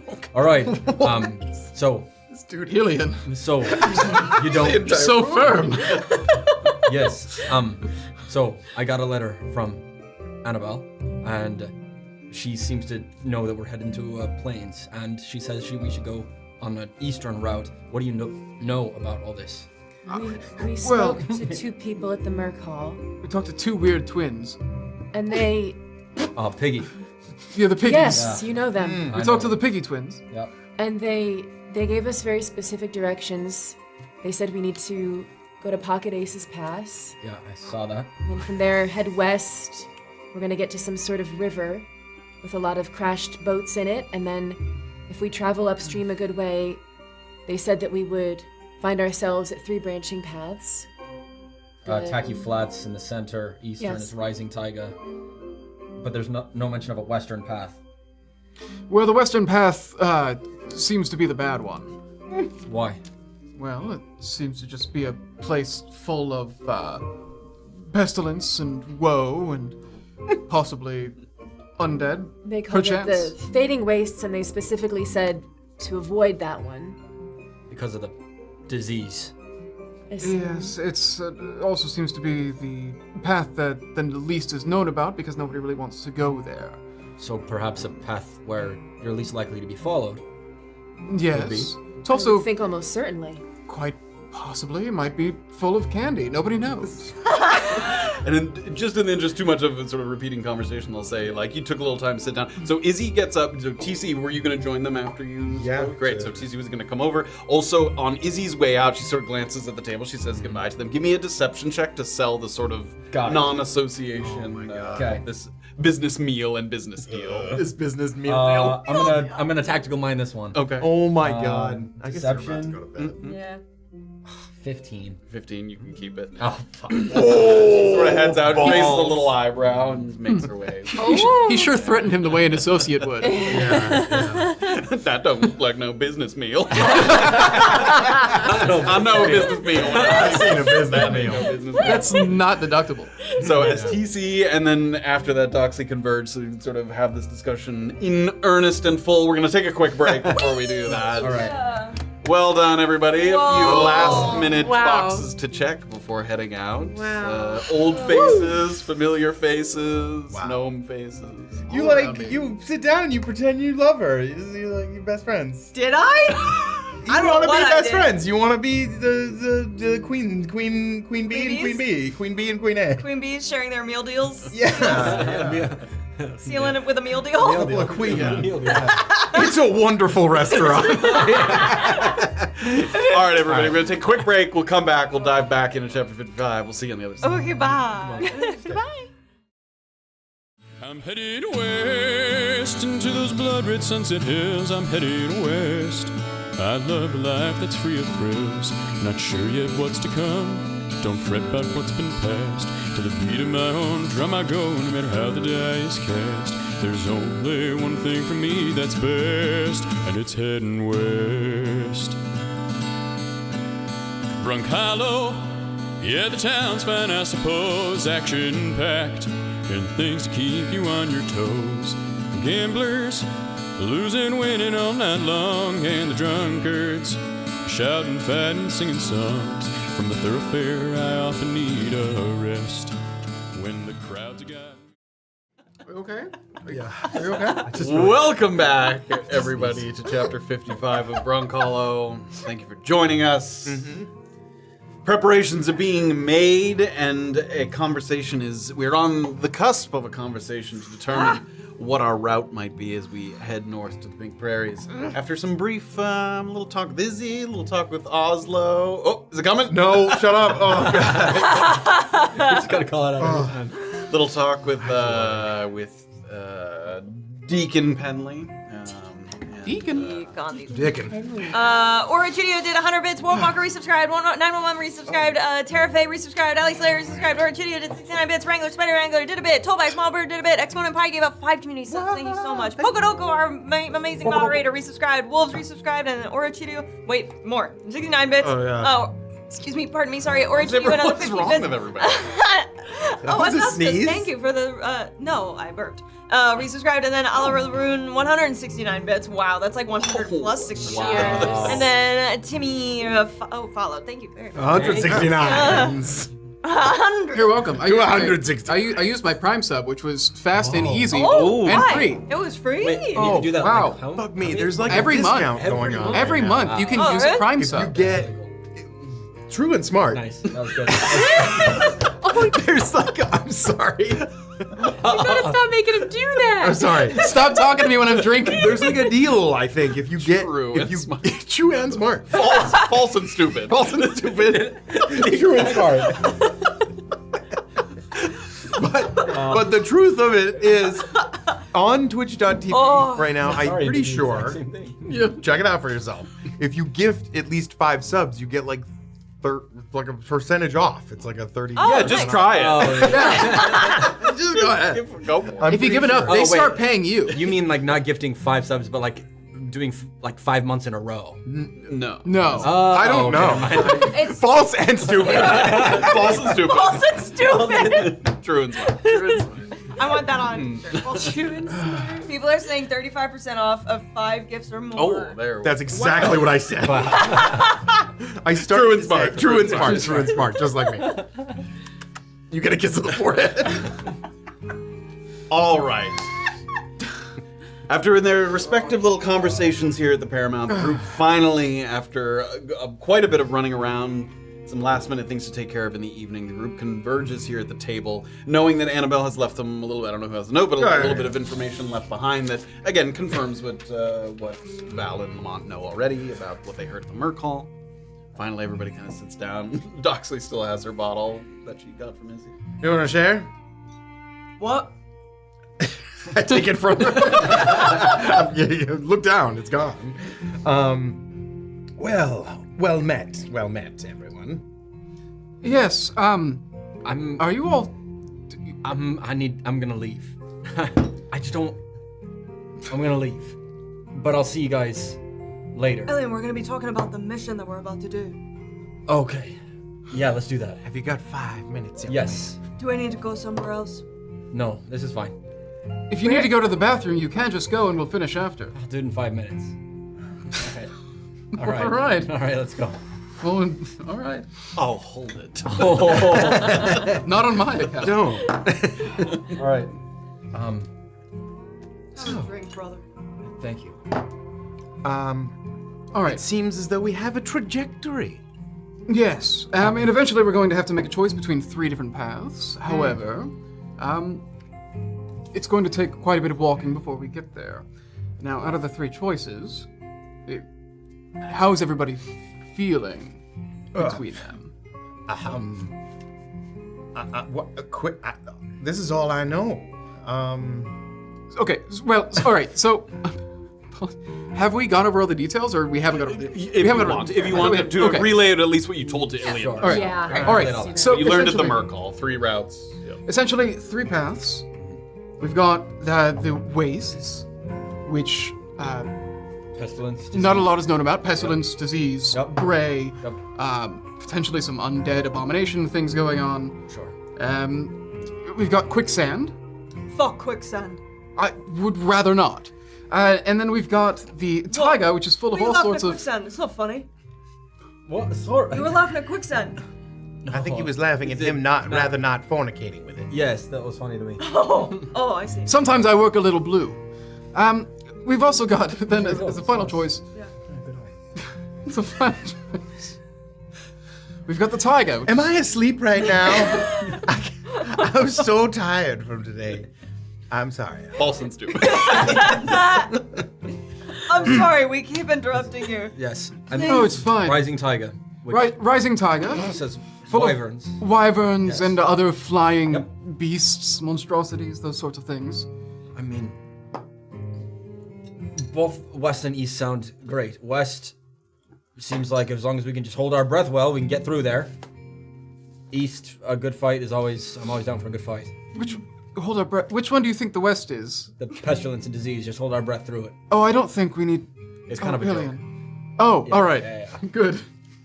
I don't want to do the center.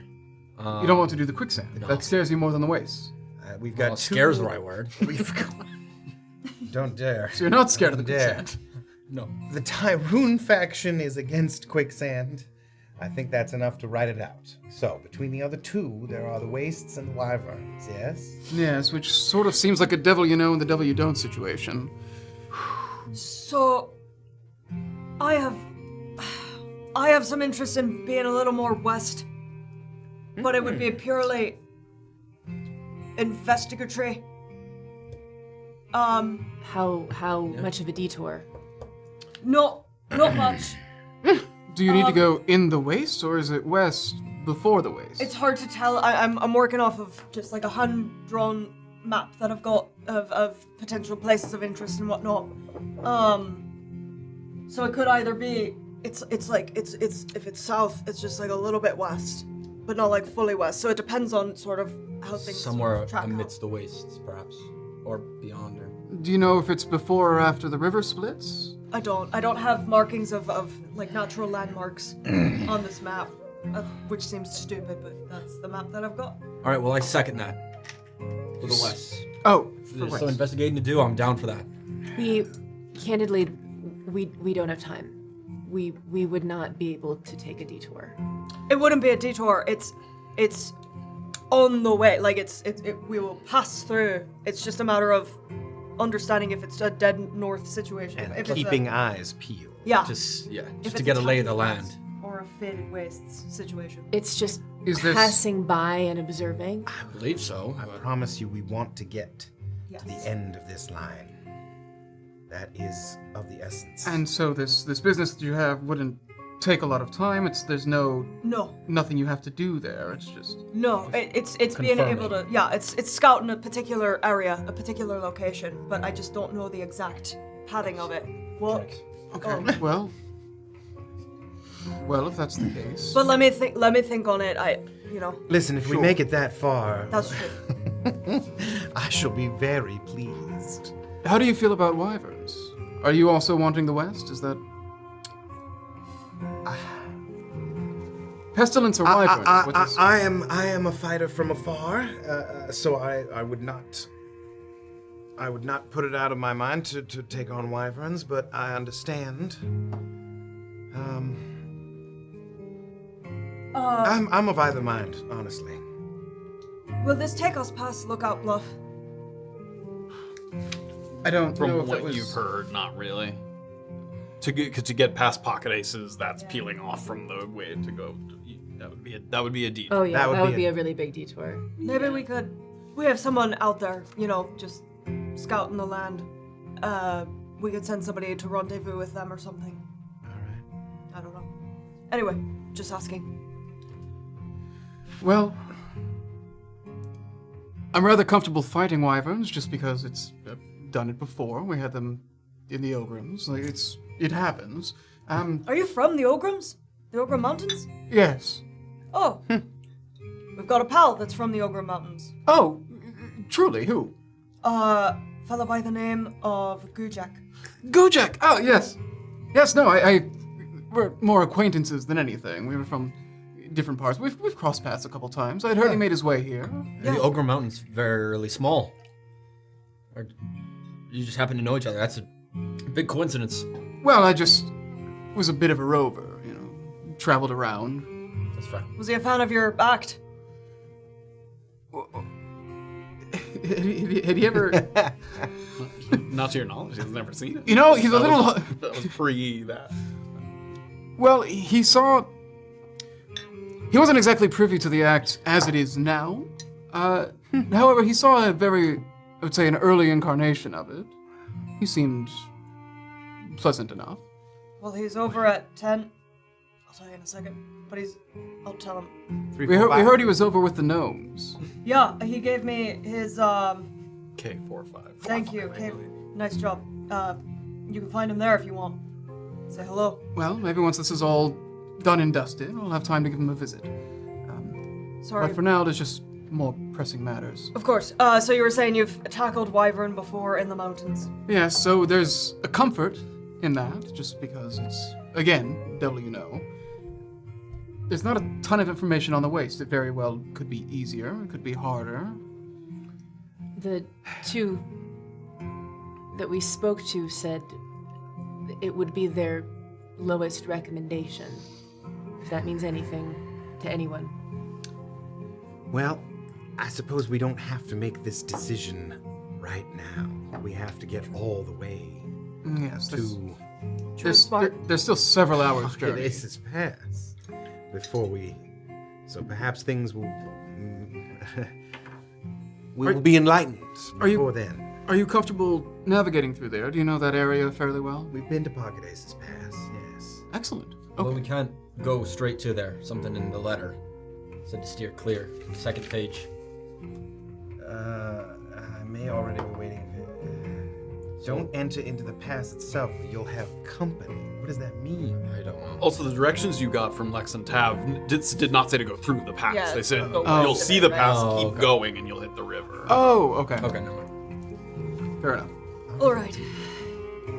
Where is she? Where did she say she was going? Duty calls. Duty. Okay. We've all made promises here and there that we need to follow up on. Yes. Yes. Quite familiar with that. What time are we heading out? Well, I was thinking first thing in the morning. First Unless light? anybody has anything they need to tackle. Well, yes, it's still fairly early in the evening. We can get a good rest and still be ready before it's too late. Early, yes. I've only got, I think, probably a short stop maybe tomorrow morning before we leave, but If there's anything you need to do, as long as we can get a full day's march in with the light, I think we'll be all right. That works. All right, 8. plan for 8. Sounds great. Reconvene here. Will you be coming back to us here at the Paramount by the morning? Is that where we want to meet up? Is here? Seems like the most logical place. You're staying here, yes? Yes, we've got rooms. All It's back here. I'm assuming Annabelle's not going to be meeting us here then. No. Sounds like she'll be meeting us along the She'll road. already be out there. Hopefully she's got the supplies necessary. Yeah. Okay. Oh, You seem concerned. I hope Annabelle is someone you trust. Seems a little convenient that we just gave her Oh dear, did you just strike a some nerve? important information and she's now mysteriously gone, but Trust me. Her being absent has got nothing to do with you. I will say we have only known her for a few days at most, that's comforting. but we've known you for less and putting our trust in each other here, aren't we? Well, we're here. Well, she also fought at our side in deadly battles, and that's someone I trust. So, you should as well. If we're all going to be a team, we got to trust each other. I think if we're all going to be a team, we got to show up. Well, All right, are we finished? we've all got. And Illien's going to start pushing back. All right. Yes, I think that's more or less everything we need to discuss. Just everybody get some rest, get some shut eye, and then we'll make tracks at first light or 8 o'clock. I don't know when the sun rises here. I need a real good sleep. Not quite first light. Not quite. All right. See, yeah, not quite first light. Not quite first light.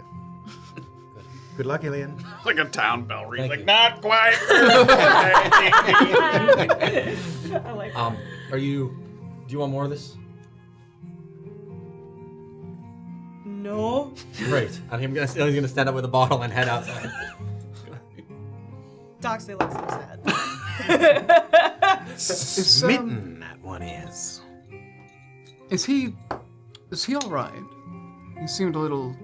We saw him running all over the place. He seemed a little frazzled. Yeah, that's not. That's not an odd state for my brother to be in. He tries to do a lot. He tries to be in all places at once. Tries to help any living soul he can find. Makes him spread a little thin. Yes. Well, that makes him sound fairly reliable in my book. Yes. That seemed true. Give me an insight. I don't even know. Ooh. That's a 19? Yeah, I mean, you get the sense that she has relied on him quite a bit in the past and finds him very reliable, but also, like you, gets the impression that maybe seeing a different side of Illien here, not necessarily bad or good, just like Frantic. yeah, not sure what is all happening at the moment, but that she definitely does trust him, and that is solid. Good. Well, I'm looking forward to traveling with you all. We picked up a number of supplies, climbers' kits, potions, smoke sticks, the like. It's Couldn't divvy him up in the morning. exactly. That was very thoughtful. Thank you. Thank you. Thank you. I hope you will use them to defend my life as I will with yours. Yes, don't worry. While you travel with Lamont, you are under protection from Lamont. That's my motto. Can I get that in writing, sir? Oh, why yes. Pulls like a very elegant quill out of a pocket. Grabs a bar napkin. I don't know. What do we got here? Sure, yeah. Yeah. The back of Annabel's note. Like with the calligraphy, like Spend 5 minutes just making a really fancy W to start it off with. and the rest of it's like chicken scratch. Just one big fancy letter. Oh man. I'm gonna have you make that for me for real. Oh yeah, 100%. Hey, it needs to look nice. Could you write it? Yes, I can. I have terrible handwriting. Anything else before you guys head up? Or I think, is that all that needs to be said? 8 o'clock. 8 o'clock? Not quite for sleep. What time is it now? 10. Okay, so I can get 11 to 7 and have an hour. What did you do? Okay. Not quite for sleep. Not quite first. Got it. Right, we're all. Alright. Right, alright. Then I guess I am. Retiring Yep. to the Davenport. Head around to the outside. Illien, you've left the company of the group, heading back out into the thoroughfare. Where are you headed? All I'm doing is I'm just gonna head to Maeve's and under the window that's usually there. Great sword in the dirt and sit against the wall on the creek and just so I can see the Paramount still, but hear Maeve's and sit. Give me a perception. I got him triangulated. Yeah. This way. 19. 19. Ooh. As you sort of stick your sword into the dirt there, you get a look at, you can also see from over here the music box, like the doors to the music box where you sort of saw her off to when last you left her. Mm-hmm. You sort of keep an eye on that and the doors of the Paramount, sort of waiting to see if she comes back out. But then you hear like, ting, ting, and it sounds like she's back at her place already. Like she didn't stay very long at the music box. So you can hear her in there. You can hear her kind of walking around, shuffling a little bit, moving some things around. It sounds like at one point she kind of bumps into something. Fuck. But it is her voice. It does sound Okay. close, yeah. It's like Ramo's voice. Like, ow. I didn't think I would step on that. Shit, she's gonna know I was here. Yes. Illien just in his head is gonna be like, it's a little creepy that I can hear her, but and she doesn't know I'm here. But I'm just gonna sit there. Yeah. Like, how long, or are you staying The here? night. Okay. Yeah. You're not gonna sleep. Maybe I'll trance a bit if I can. Just if I hear any loud whatever.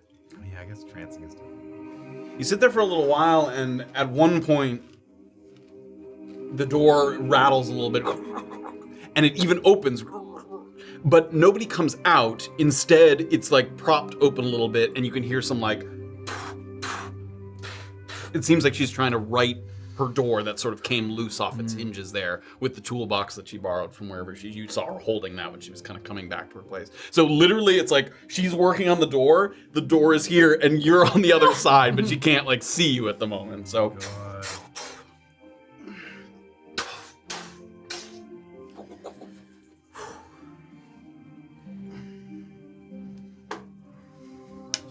Give me a stealth check. Ah! I have my full armor on. Would I do this at disadvantage or? You're just shooting. Okay. You sneeze and fart. 19 as well. She doesn't notice you right away. She kind of gets there. She just works on the door for a little while. At one point, a couple of people kind of come by and, hey, it's fucking late, making a lot of noise. Shut the fuck up and keep walking. And he's just gonna stay quiet. He's just there to make sure nothing happens. A little time goes by. And you can hear her shut the door and then also like test it a couple times just to make sure that it closes all the way. And you hear sort of a little chain across the door on the other side. There's light coming from within, but sort of 10, 15 minutes later,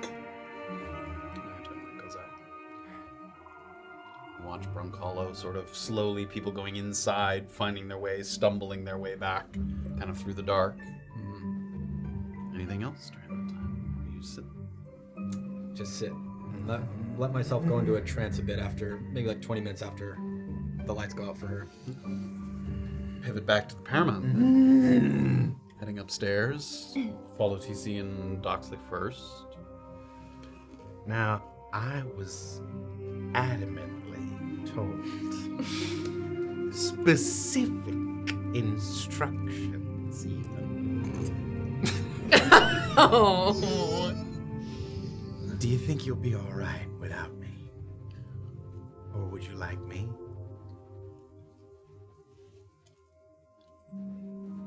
You're welcome to come in, but if you do it at the behest of my sibling, that just feels kind of weird.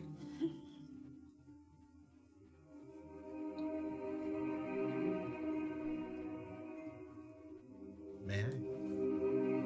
By all means.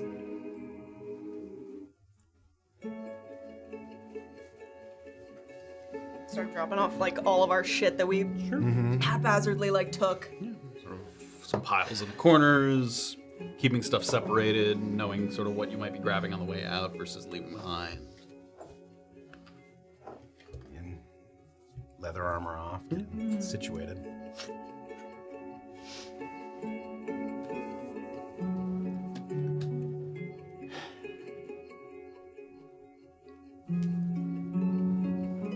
If for some reason I'm unable to join,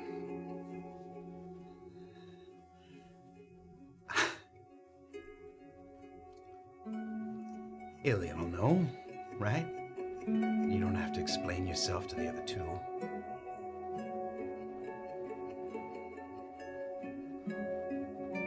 Sorry, how do you mean? I've got to go see him before we leave tomorrow. And every time I do, I'm not sure I'll be walking back out again.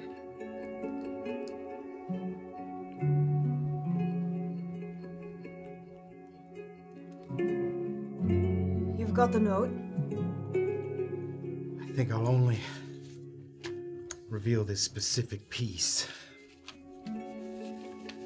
What does it say? Need more magic. Why do they like the statue? Things like that.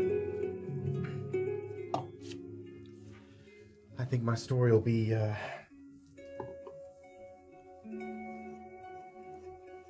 I was able to grill some of the goblins that I found out were doing the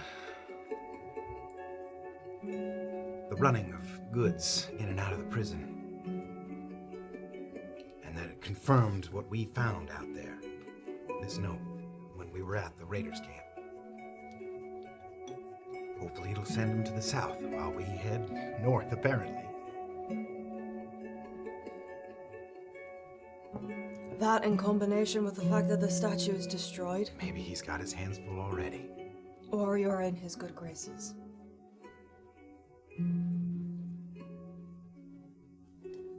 Hopefully. Just in case, though, how about you take some time and don that?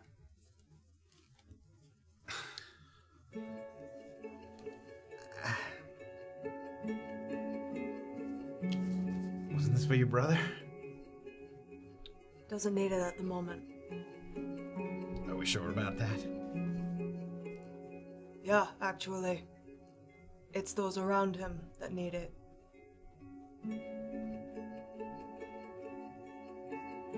Thank you. Oh, the other items, that gnarly-ass fucking gnome. He's the one I tried to go see about the ring and the wristlets that Morna had. Yeah. He charged me again. I had to give him another 100 What? gold. I know. I should have... He already knows what they fucking are. I should have leaned on him. Listen, they're magic items. I don't know. Maybe he's... whatever the... They should be getting sent back here in the morning. All right. So we should be able to utilize them on the trip. Good. I hope they're useful. You can do this, TC.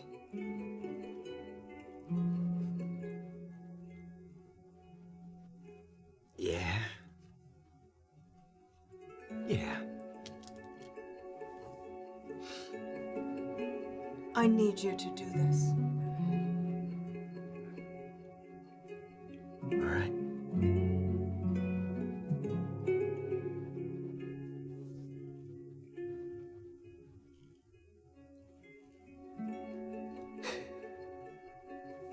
Forgive me, I didn't sleep last night.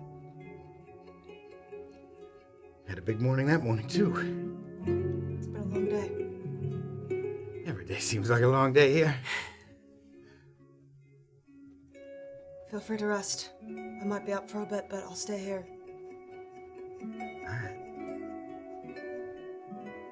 Kind of sits down on Illien's bed. And with the script sort of flipped a little bit, Illien sort of asked TC to sort of stay with Doxley and watch, sort of Doxley watching over TC as he sort of sits on the bed there. Pivot around to the other sort of side of the hallway there where Val and Lamont make their way to the end of the hall where their two rooms are. Well, here we are. Tomorrow we set out on the big journey to perhaps kill a preacher. Negotiate with the preacher. Yes. That's what I hope happens. If the stories we're hearing are true, this is certainly not the way I expected things to go. Now, I just wanted to, while I have you for a moment,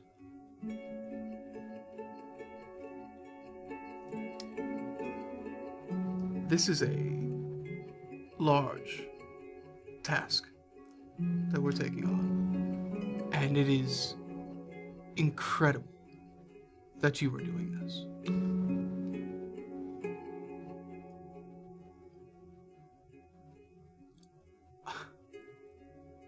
I hadn't intended to ask anybody to come with me. And when you said that you were going, my gut reaction was to say no. But I saw the look in your eyes, and I get it. And, well, you weren't going to take no for an answer anyways, but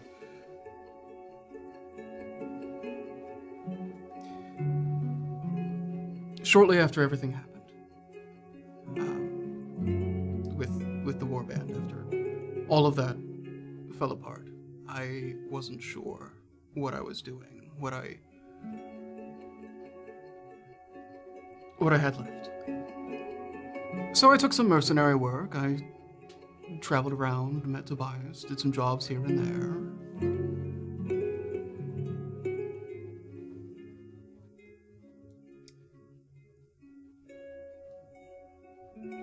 You know, I didn't quite come up with the religious upbringing that you had, being where you were and all that. There was, I mean, you've seen the way some of the people around here have treated me. There's fair enough people who I think whatever blessings the gods give, they would think that they aren't meant for people like me anyways. So,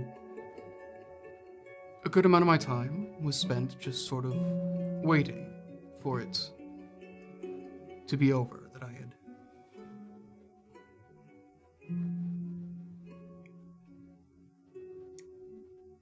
that I was just waiting for a reckoning, I suppose.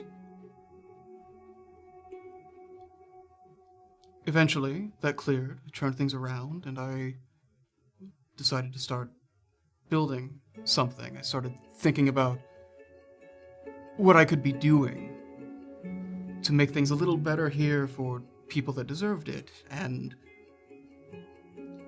funnily enough, I started enjoying life again. I didn't even realize I had stopped. So,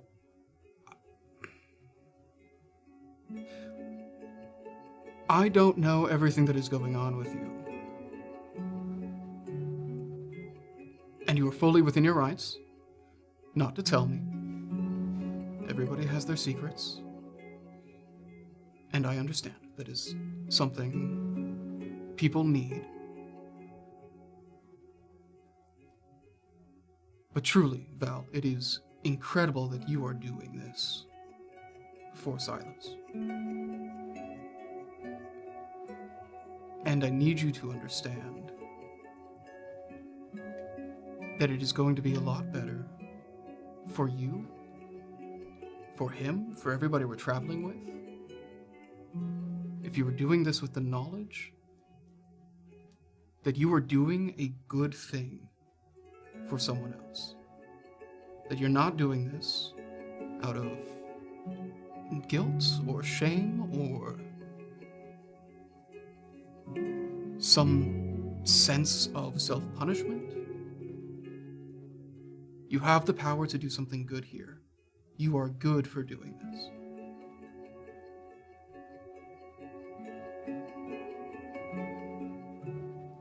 So I just wanted that to be clear.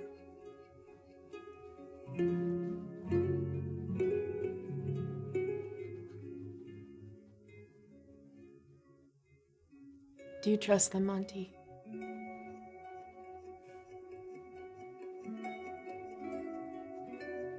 Yes.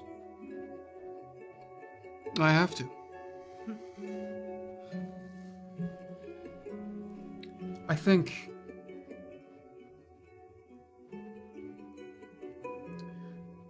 we don't quite know them. That's true. We've had a few interactions. But I think when you decide who somebody is, more often than not, they prove you correct. So yes, I trust them.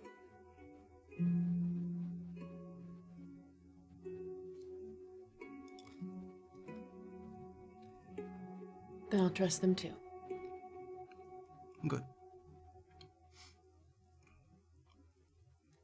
And I will be looking out for you first. Thank you. Always. Now, is there anything you need? Do we need to go over the plan? Is there... Or should we just head to bed?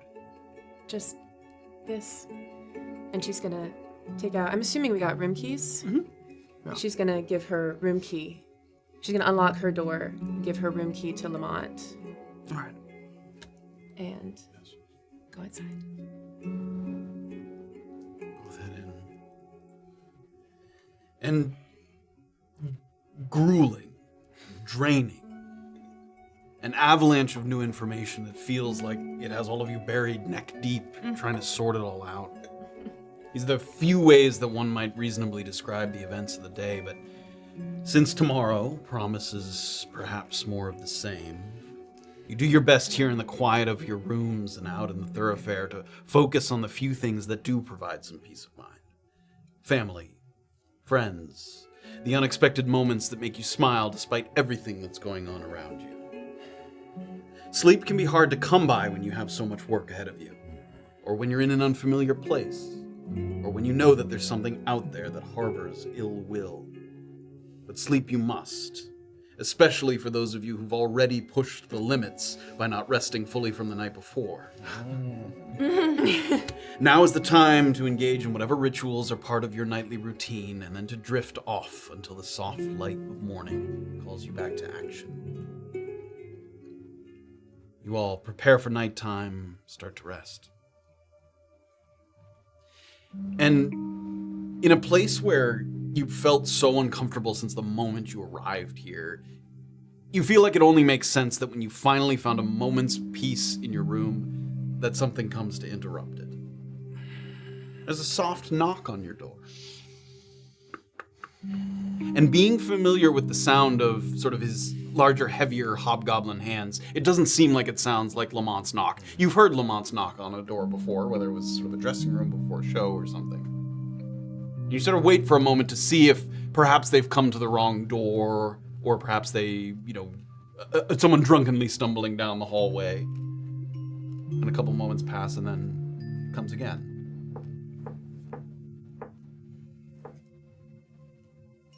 I'm gonna get up out of bed and go to the door. Open it or just to the door? I'll open it. As you crack the door open, you see someone a familiar someone, but not someone you know. You find on the other side the tiefling with the chipped horns and the tattered garments that you spoke to briefly in the thoroughfare after your little preview show that you did. Dickie, he introduced himself as. And as he sees you kind of come to the door, he's got his hat, he's kind of almost strangling really tight, like he's sort of nervous to be there at the door. Hi. Hi. I'm sorry to come calling so late. I saw you do a show in New Bayash maybe a year ago. Maybe more. Time often eludes me. I was hoping to speak with you very briefly, respect for your time, without the ringmaster present. I spent a little time talking to Fabian when you were in New Bayash. Good bloke, a good performer, really good stuff. But I know from talking to him that he had some aches and pains, that nagged at him. Stiffness, swollen joints, and so forth. And we had that in common. We spoke of it at length, because I get these pains, something awful in my neck and in my shoulder. It's throbbing in the hip as well in the mornings. What a life in the dig will do to you. Anyway, at the time in New Bayash, a year or so ago, he gave me something that helped with the pain, and it really helped. It really helped, but it's not so easy to find, what he gave to me. And he also, Fabian, when we was talking, he mentioned that sometimes you get out of sorts as well. That, he didn't go into detail or nothing. He was just like, performances, which are brilliant, by the way, they take a toll on the body over time. Soreness and pain and ache and so forth. And I guess I was just wondering if maybe you brought with you any of that stuff that Fabian had me try, just because it really helped, and it really worked sort of wonders. And I'd pay you for it. I'm not looking for handouts, just that I thought you might have some. I'm sorry if I did, I would give it to you, but what Fabian uses and what I use to manage pain are quite different. I see. Okay. That's fine. Thank you. Are you in pain now? I often am. Yes, ma'am.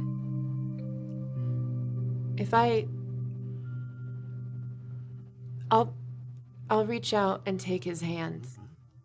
And I'll use one of my, I still have, I'll use Hand of Healing. Okay.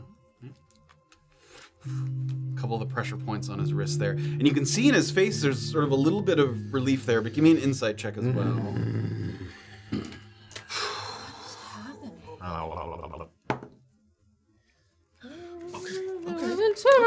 Okay. That's quite good. Yeah, that's a dirty 20. Dirty 20. yeah. You see the relief kind of wash over him, and then immediately after there's like a little grimace, but you catch on to that the grimace feels a little forced, a little manufactured. And after you sort of let go, that felt excellent, but I still got the pain. Just because what Fabian had, it was, it just helped. It was different. I understand. I'm sorry, I don't have anything like that. Because I could give you something else besides money, if that suits you better. If I had it, Dickie, was it? Yeah. I would give it to you for free. I promise I would, and if I come across any, I'll find you and I'll give it to you. Dickie? I promise that. Okay. Thank you. And if Fabian comes to, see you, or if you hear of someone else who has it, or if I could buy it, let me know. I will. I will get you set up. We will. And, just in my efforts to be neighborly, if I hear of someone else, would you like to know? Not presuming nothing, just, because of aches and pains and so forth. Would you like to know? Yes, that would be nice. Okay. Thank you. I'm sorry. Good night. Take care. Thank you. And as he's kind of walking down the hall, you can see his sort of hands sort of shaking a little bit as he sort of clenches them. Val just very softly shuts the door.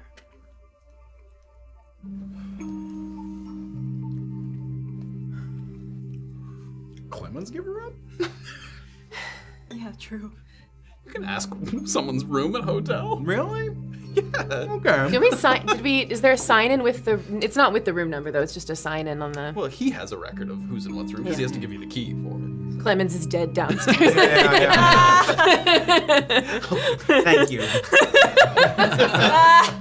I killed Clemens for nothing. Jesus. The night passes. Oh my god. And for the most part, your minds are merciful in that they don't dream so much, allowing you uninterrupted slumber that you're also happy to find is not further disturbed by additional swells of winds whipping through the alleys or clattering the window shutters. As is often expected, the elves are the first to shake free from their trances, and Illien, who's been out in the thoroughfare there, you're sort of semi-conscious in a trance state, but you found yourself sort of drifting off and then sort of coming back into sort of full focus. So, you would have been woken if something drastic happened, but you also sort of lost a kind of awareness of your surroundings, but you do sort of come to there in the thoroughfare. Doxley as well rises very early, sort of before even the sun is kind of fully up over the edges of the valley here.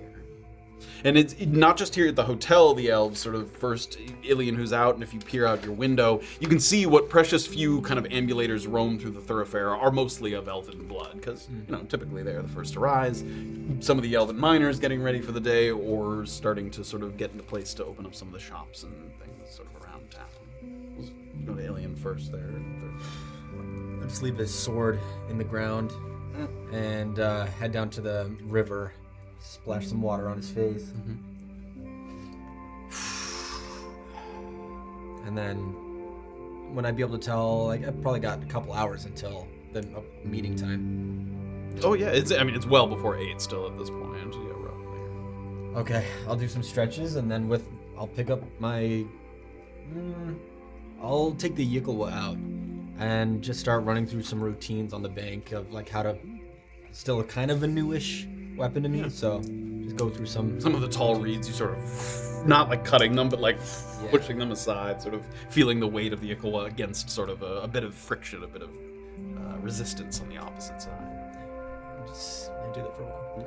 Doxley, you rise, you see TC's soul sleeping away.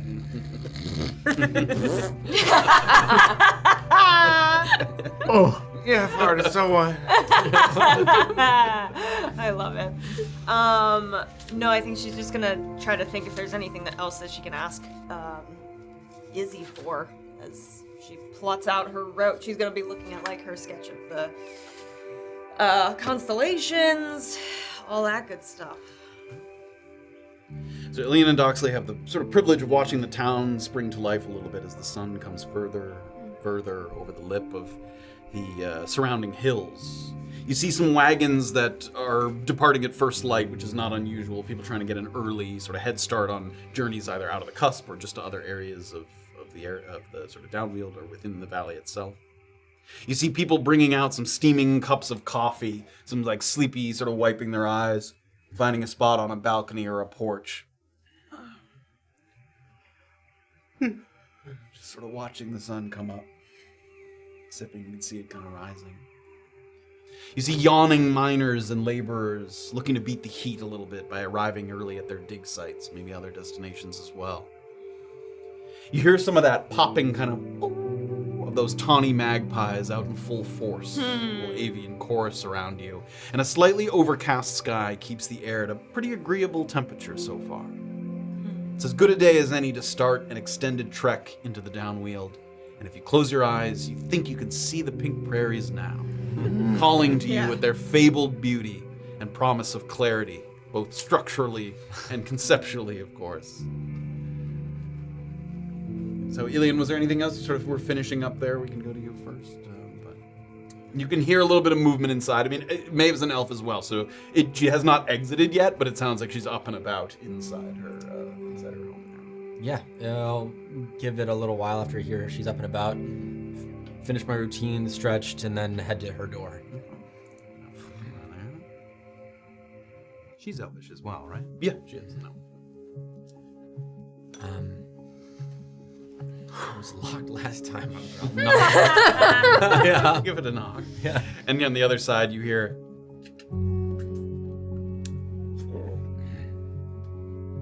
Good I morning. wouldn't have fucking locked it, except for the, you know. The one time I did. Just from now on, that'll be my calling is the knock. You know, it's gotta be Illien. I meant what you told me about your friend, but come on in. All right. So it seems, after much deliberation, we are headed north now. Oh, sorry, out of it. No, I told you, I don't smoke the blue. You don't mind if I'm kidding. I'm gonna do it anyway. Yeah. Though it's nice every time you say, "Do you mind?" I say no every time, but you know it's nice to know that you care. It's nice. Anyways, sorry. Stayed at the music box long as I could stand it. Yeah, yeah. I hope it was good. It was great. Good. I'll head over to the Merc Hall as soon as they open. Amazing. I'll give me some peace of mind. So yes, after much deliberation with my party, we are headed north to a place called the Pink Prairie, is what it's called. Do you have anything up in that neck of the woods that I need to pick up? That's fucking interesting. It's stupid, because you're more like to die than not. But it's interesting nonetheless. I guess also, we'll figure it out on the way, but we're either gonna go through this place where, we had a name, right? What was Oh yes, the I was gonna ask you if you know which route. the Faded Wastes. So it seems like either the Faded Wastes or the Rising Taiga are the two routes that we're trying to decide on. We'll figure out when we get closer. We lost quicksand. Fuck sand. Okay.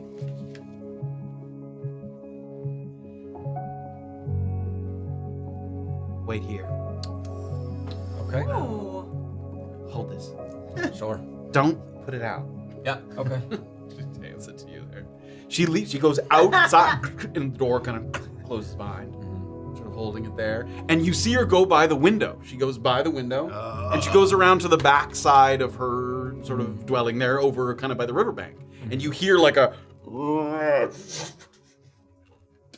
some footsteps, and then you can listen, and it sounds like there's someone below your feet, like below the floorboards. You can hear some shuffling around. Footsteps again. Closing of some doors. See her pass by the window once more. When she comes back inside, she has in her hands a box. No larger than kind of 15 inches across, and there's these leather straps that almost make it look like a small piece of luggage. She comes in. She sets it on the table. She puts it down so it's kind of more flat, like sort of horizontally there. And she walks over to some of her shelving that's on the wall there. And she takes a bottle off the wall that she kind of examines for a moment there. I'll take that. Oh, sure. This is fascinating. She takes the bottle and very slowly, using kind of a sort of little beaker with a little lip on it, she pours what looks like some kind of acid onto the piece of luggage right where the seam is, where the luggage closes. And you see it kind of a little bit of steam rising. Don't breathe that in. And she goes all the way around the edge, and when the steam finally kind of dissipates, the metal has melted. She used some kind of acid to sort of melt the metal close. Now, this is, it's a box, it's a piece of luggage. It's not like an iron reinforced box. If one really wanted to like tear their way into it, they probably could. Great but, sword. but she sort of seals it up there. Either on your way there or on your way back, you could do me a favor by walking through the Grey Wastes. Okay. Now, there's somebody that I know who lives up there. Somebody a lot fucking smarter than me. You give this to him, and you do not fucking open it before then. You tell him Maeve's calling in a favor, and she needs his advice. Okay. He'll find you, I reckon. He likes to say hi to people passing through, few and far between as they may be. And if he doesn't say hi, it means he's probably already dead. I hope not. I'm gonna gift you a couple of these. She takes out a couple of either cigarettes. For him, I'm supposing. Yeah. Not just because you're so fucking wound up all the time, but because I want you to light them when you get there. Let them burn long and slow. My friend will smell them a mile off or more. Senses are real keen like that. Okay. I can do that. Now, before you take this, let me tell you, the Grey Wastes is probably the most dangerous of the three.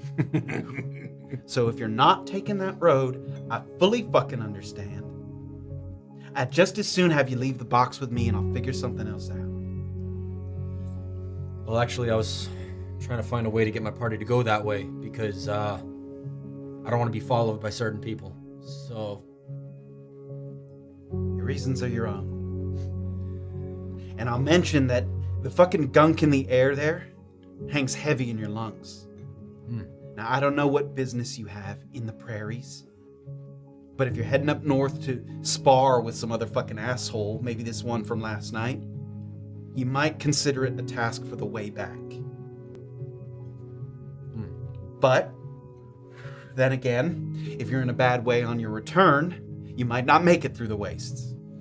I don't know. I don't have fucking comfort to offer you. It's not a place that people frequent on purpose. That'll be up to something you decide. Talk over with your traveling companions. Okay. That's good advice. And if you do get there, and you decide it ain't fucking worth it, and you decide to take another fucking route, you wouldn't be the first. So do what you gotta do. Just so I know, It sounds like you don't want me to open this box. Is there something else we can put it in so I can put it in my pack? There's gonna be a lot of fighting and I don't want to have to carry a box. Leave one of your weapons behind. You got plenty. It Okay. ain't that big. Okay. Okay. Out of curiosity, does this have to do with what you were working on with Kate? Yeah. Then I'm happy to help in any way I can. We'll get through the wastes. We'll meet your friend, and we'll get whatever you want that's out of it. His advice, I suppose. That list, since we're heading up there, any materials I should be on the lookout for? Fuck that. That is the fucking This list. is the list, okay. Great. Well, If I knew you were stupid enough to go up there, I would have suggested that sooner. yeah. It'll be a good story. Can't wait to tell you about it. Okay. Well, I'll see you in a day or two, and yeah, get those mercenaries as soon as you can. I will. Catch you later, Maeve. Yeah. Hey, Yep. if I say thank you, will you fucking faint? No, but I do a double backflip. Well, thank you. You're And welcome. if you die out there in the wastes, remember, with your last fucking shitty little thoughts, that it's Kate's fault, not mine. You got it. Good luck. Take a step out. The only other thing I wanted to do is that letter I wrote to Niall the night before I give it to Clemens. And that's it. Pivot back around where the rest of the group's sort of waking up there. You guys are coming down or just staying in a room for a little while? Can I attune to this? Yeah, I would say you would have had time overnight? to do that. Yes, yeah. Okay. Or leaving the night before, a little time in the morning, whatever.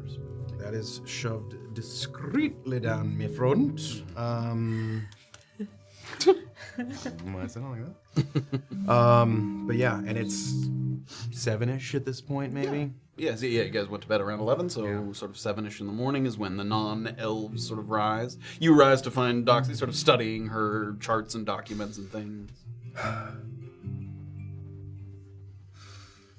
You know when you wake up from a dream and it's like you just wish you could remember it. There's like just a piece. What's Good morning. the case? It's gone now. Good morning. Good morning. I hope I didn't fill the air with my staleness. I think it would be in fierce competition with my own, so no, we're fine. I might just go have something to eat before I go. All right. Have you already done so? I have not yet, yeah.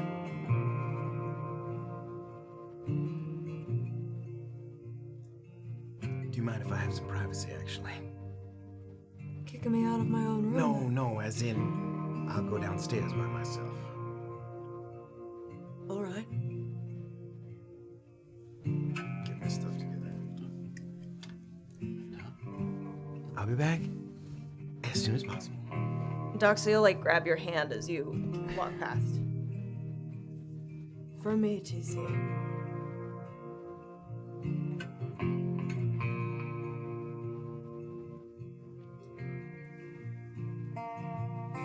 Should we go back to our papers? Head downstairs. He looks a little tired, but you see Clemens at the desk still. Mr. Welker. Good morning. Good morning. Another beautiful day. It is. Happy to say. Weren't sure what was coming after the winds. Right, I hope the construction was not too badly harmed. Not that I am aware of. They'll be coming in later to check on it. Before you go anywhere else, someone came by, a gnomish man, to drop off a couple of things for you. Good. And they're in like a little pouch, like a little simple sort of cloth pouch, so it's not like Clemens is like handing them to you out in the open. But with instructions included, there's the ring of warmth and the wristlets of clutching. Wow.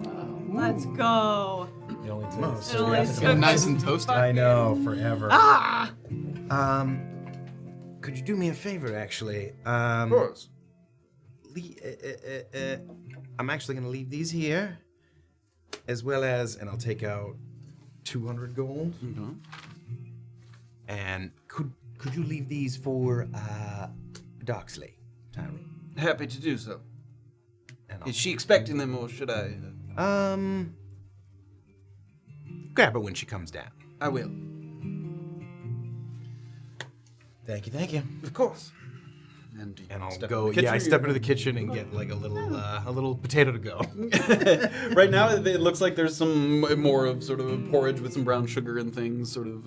That's brown hot. sugar? Yeah. TC puts a huge, like a fistful of brown sugar. I deserve this. Last meal. Extra butter. Thank you, Kenzo. Sit for a moment, have your meal. Yeah. Get out on the porch. Fix my hat. Heading out into the thoroughfare. Take a walk. Yeah. As you step out into the thoroughfare,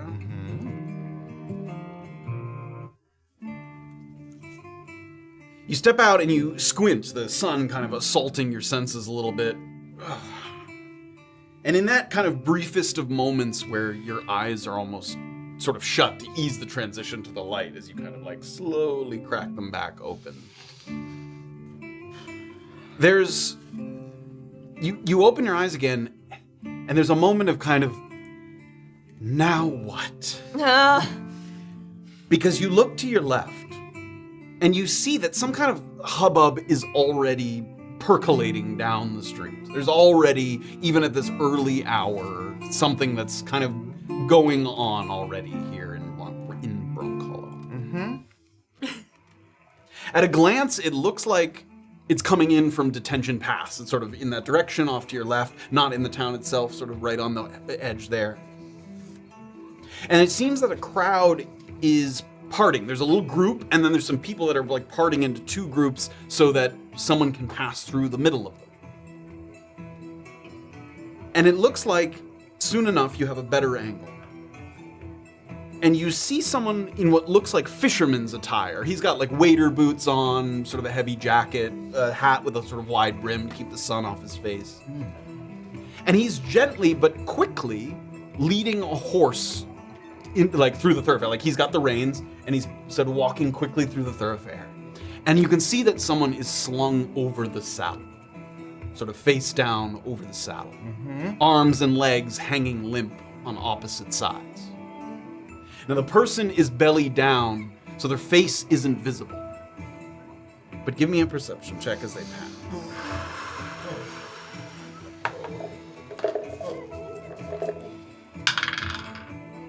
Oof, you're kidding me. Reliable. Perception, 19. Good time to be reliable. Oh my god. As it gets closer to you, to the point it's like moving and now it's passing kind of in front of Paramount Lodgings where you're still sort of standing on the porch there and you watched it come in. The body is unmistakable.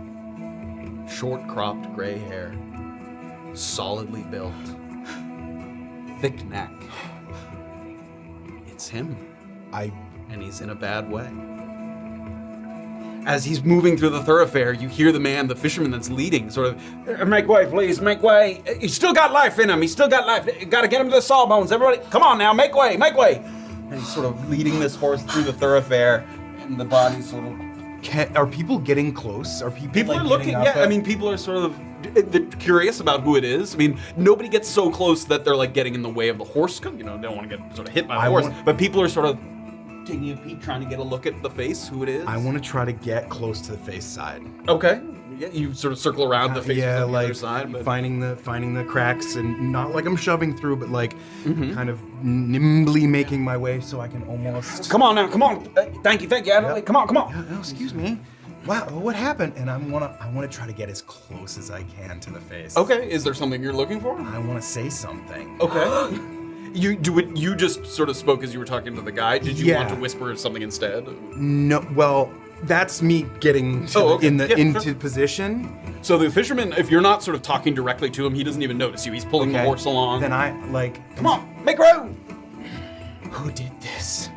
And I'm like trying to whisper to the. No response. Give me a perception check. Oh my god. Sorry. Perception. Dirty 20. Dirty 20. A couple of things that you notice. One is that very distinctly there are these like striation lines along his arms, and they look like branching burns.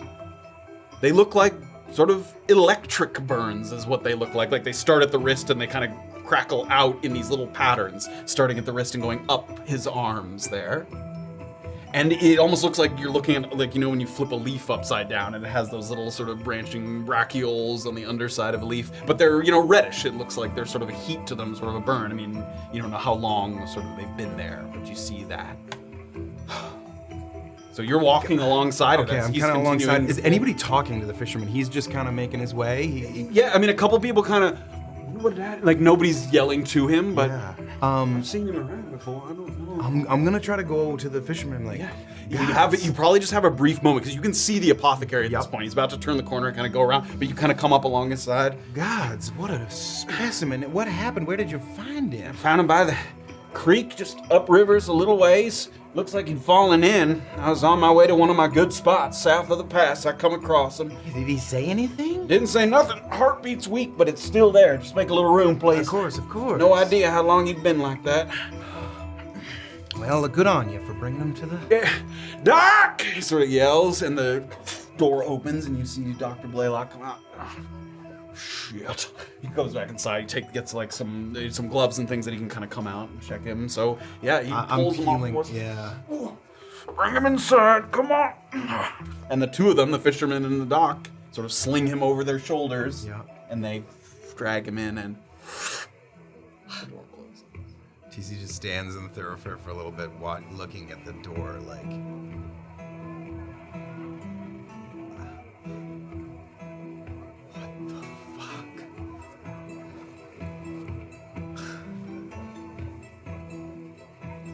Fuck.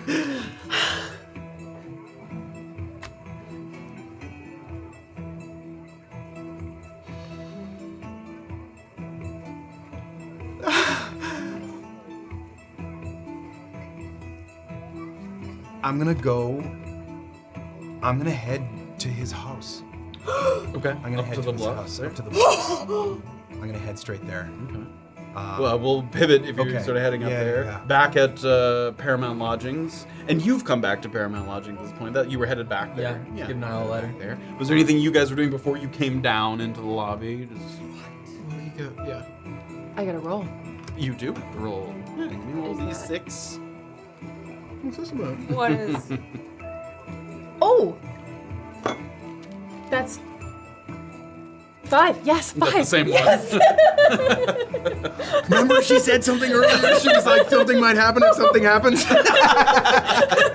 It was real specific. 5. Yeah.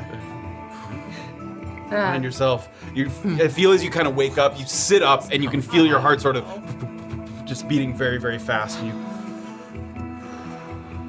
just take a second to sort of steady yourself, sort of feeling that sort of thumping in your chest. We can handle this.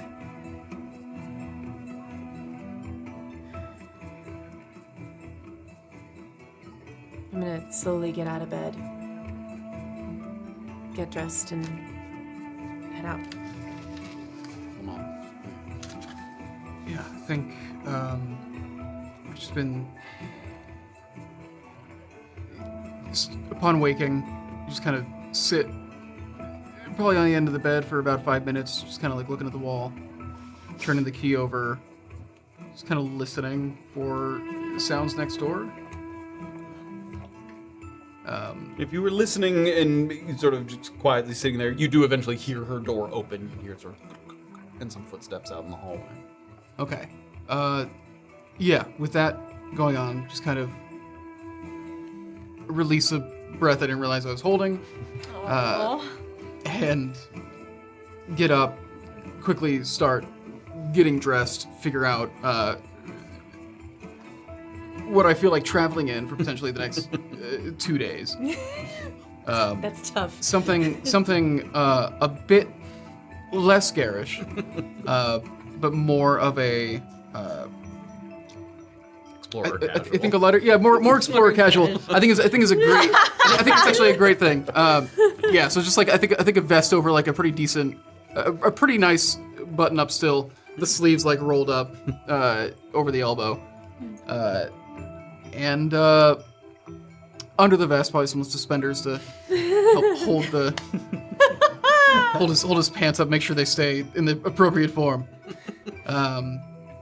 Yeah.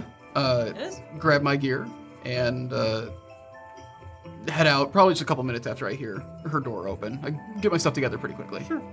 Yeah. Doxley, anything else before you were heading down? You know, TC told you that you wanted to go down first, but a little bit of time has passed. Yeah, she's looking at the note that Izzy left her when she returned back from the prison. Yeah. Exciting new developments are unfolding all around us, and I like to strike while the iron is hot. It's not your fucking iron, Izzy. It's mine.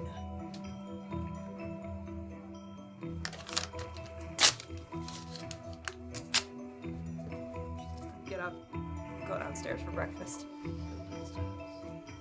Clemens welcomes you one at a time as you come down, but when Doxley's Miss Tyrun. Yeah. There was a couple of things that came in this morning that Mr. Welker said to make sure to pass on to you. Ah, sure. This pouch. Cheers. And then this one as well. And that one has the money in it. It did not offer an explanation, just that it was for you to have. Tell me, are all men fucking martyrs? Or just the ones that I get close to? Am I close enough to you to answer that question? Probably not. Ah, very good. Thank you. Successfully evaded another difficult topic.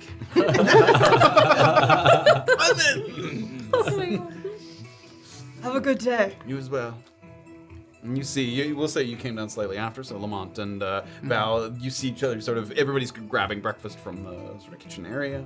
And we'll say Illien comes back as well as this is. You, from the distance, you could see Doxley. You couldn't see what was happening exactly, but you saw Doxley get something from Clemens, and then you head in as well. Clemens. Tyrun. If you could just give this to Niall when you see him next, or if you see him. Is he stopping by? I could have this sent to his tent.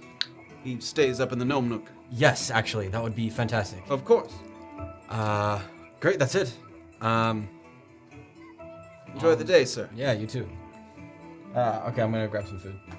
You all sort of converge in the kitchen. There's a few other people here as well. It does not seem like the deacon's down here yet, so sleeping in or just, could have been here before you got there, so he's not there. But a couple other patrons of the hotel are here.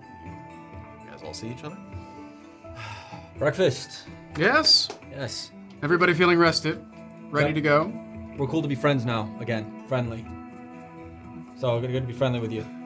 Illien, I never stopped. Great.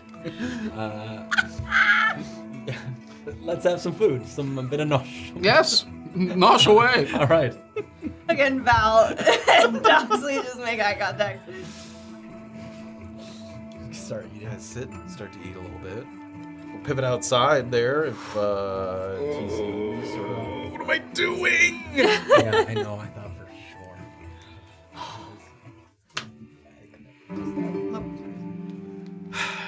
All right. Circle around.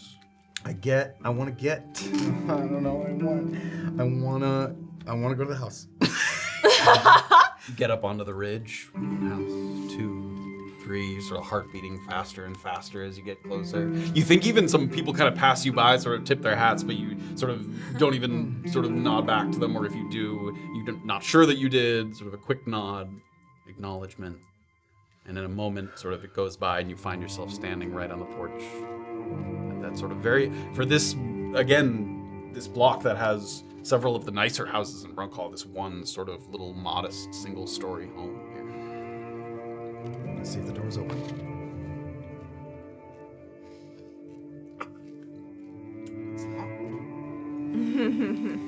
My thieves' tools out, take a look around, go. see if... Give me a stealth check first. 26. Wow. And then give me a check with the thieves' tool. So, am I using sleight of hand for that? So you're not. You're using dexterity. You have advantage on it because you're proficient in thieves' tools. And you add your proficiency bonus to it. Oh my god. Okay, so dexterity plus proficiency, which is With advantage. 7. It's pretty solid. With advantage. With advantage. Wow. Come on. What could possibly go wrong? What could possibly go wrong? Anthony. 25. 25. Takes a little moment, just mainly because you're just trying to make sure you don't sort of get caught by some of the people walking by. But one sort of pin at a time, yeah. I also want to, once it's done, I want to like put everything away before I fully open the door. Okay. The idea being, I have a good idea that this catatonic gnome is on the other side, and I don't want him to see really what I'm doing as much as I can. Okay. You heard right. The door. Don't worry about him. Feel it click open, and you hold it there because you don't want it to close again, and then sort of relock it. Put my stuff Fuck away. the rest of the thing. It's like it's a cold morning, but you're wiping sweat. Open it. Very cramped interior. Bare necessities: stove, table, fireplace. And over by the fireplace, sitting in his chair. I'm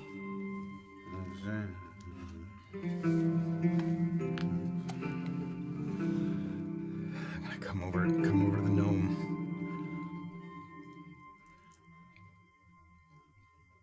Chewinga.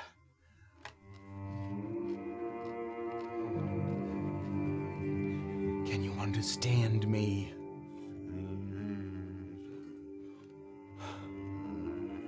Lean in, see if I can make anything out. It's Not all words, it's garbly. yeah, muttering. I want to maybe not pat him down, but I've seen him move about. There was times where he got up and he handed me things. Yes, he is capable. He's not like physically able to get out of his chair. Physically able to get out of his chair. He just doesn't seem to do so very often, but yes. I'm gonna try to take him gently by the shoulders and like stand him up. And does he allow himself to stand? He does, because you sort of have the strength to sort of guide him up. But there's also a little bit of like mutters of obvious discontent. All right, I'll stop. I'll put him back down.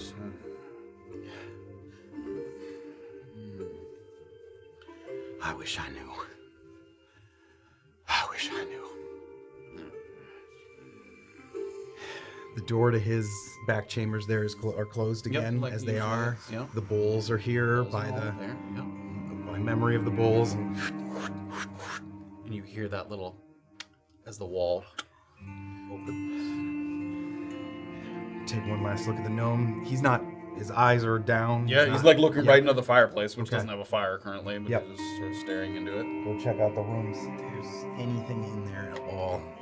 Pass into the room. Once again, you see this sort of almost like a void, like this room is like a nothing. It's like a blank slate with the sole exception of the carved markings into the floor. You remember that where he was lying on the floor, like that was the only spot where the markings weren't. All around the room from wall to wall are these little indentations, sigils that don't mean anything to you in particular. The big windows that sort of look out down toward the town. The curtains are drawn, but you can see some of the light kind of leaking through. Has the window been fixed since I was It has been fixed, yeah. Nothing in there. There's no desk. There's barely anything to search in here. There was one cupboard where you got the full mine on acid from that one time. Yeah. You go and check that. There's nothing in there. Nothing in there. The way, the shape of the house, does it seem like there might be another room somewhere on the other side of a wall? Like, the layout of the house, is there any way that I could look for another? Give me an investigation check. It's not perception because you're really studying the room more than you're sort of looking. As you look around, you see nothing. So you're more kind of intricately looking along, trying to find anything. Investigation? 11. Not that you can find. Gods. Why? Oh, I'm not meant for these.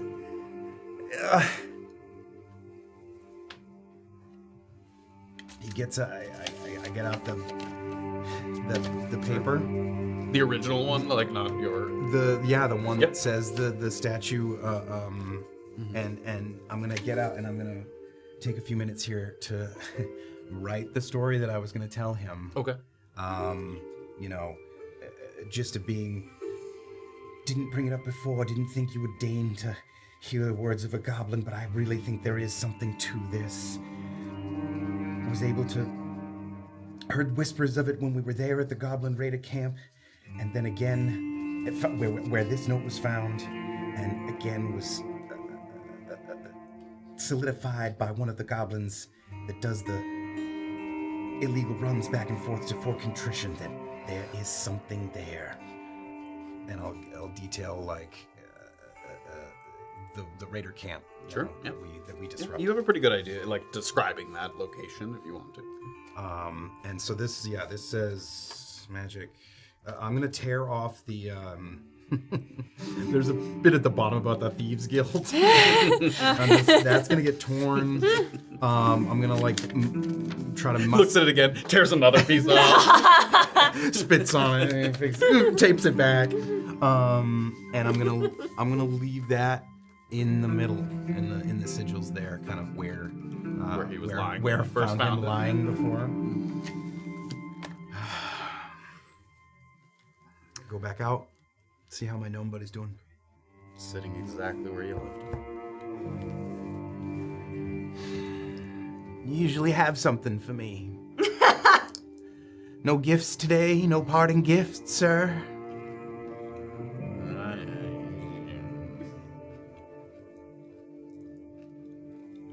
Are you here willingly? Did you give yourself to him? Did he make any promises? Give me a perception check. Come on, Anthony. 19. 19's not gonna do it. What? Man. He's barely moving, so you're looking for like tiny little, like in the way his eyes kind of dart around.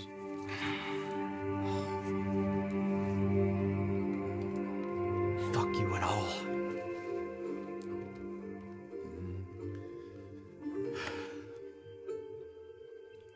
Go to the door. Make sure that it's locked, so that when I leave, it'll lock itself. Maybe is there a window by the front that I could peek out of, just to make sure that there's not somebody? There, it was shuttered, but you can sort of crack it open just to peek out. Just to make sure there's not somebody like happening by. Give me another stealth check if you want to make sure you sort of come out at a time. Dirty 20. Pick your moments. I mean, there's people moving to and from, and just as two kind of pass by each other, you kind of come out and close by. Make sure it's locked. Head back towards the Paramount. Surprised you are, Doxley, to find TC back so soon when he appears on the front porch of the Paramount while you're still sort of scarfing down a little bit of breakfast with your potential traveling companions. He looks a little distracted. But whole? Yeah, he looks very much so. Intact. But whole. Distracted but whole. She'll take out his little money satchel.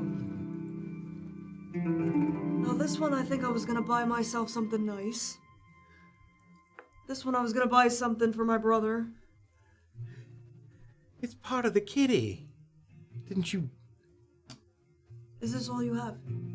I've got a little bit. That's most of what I have. How much have you still got? That wasn't the point. Don't ever leave your things here as if you're never coming back for them. Here's your gold.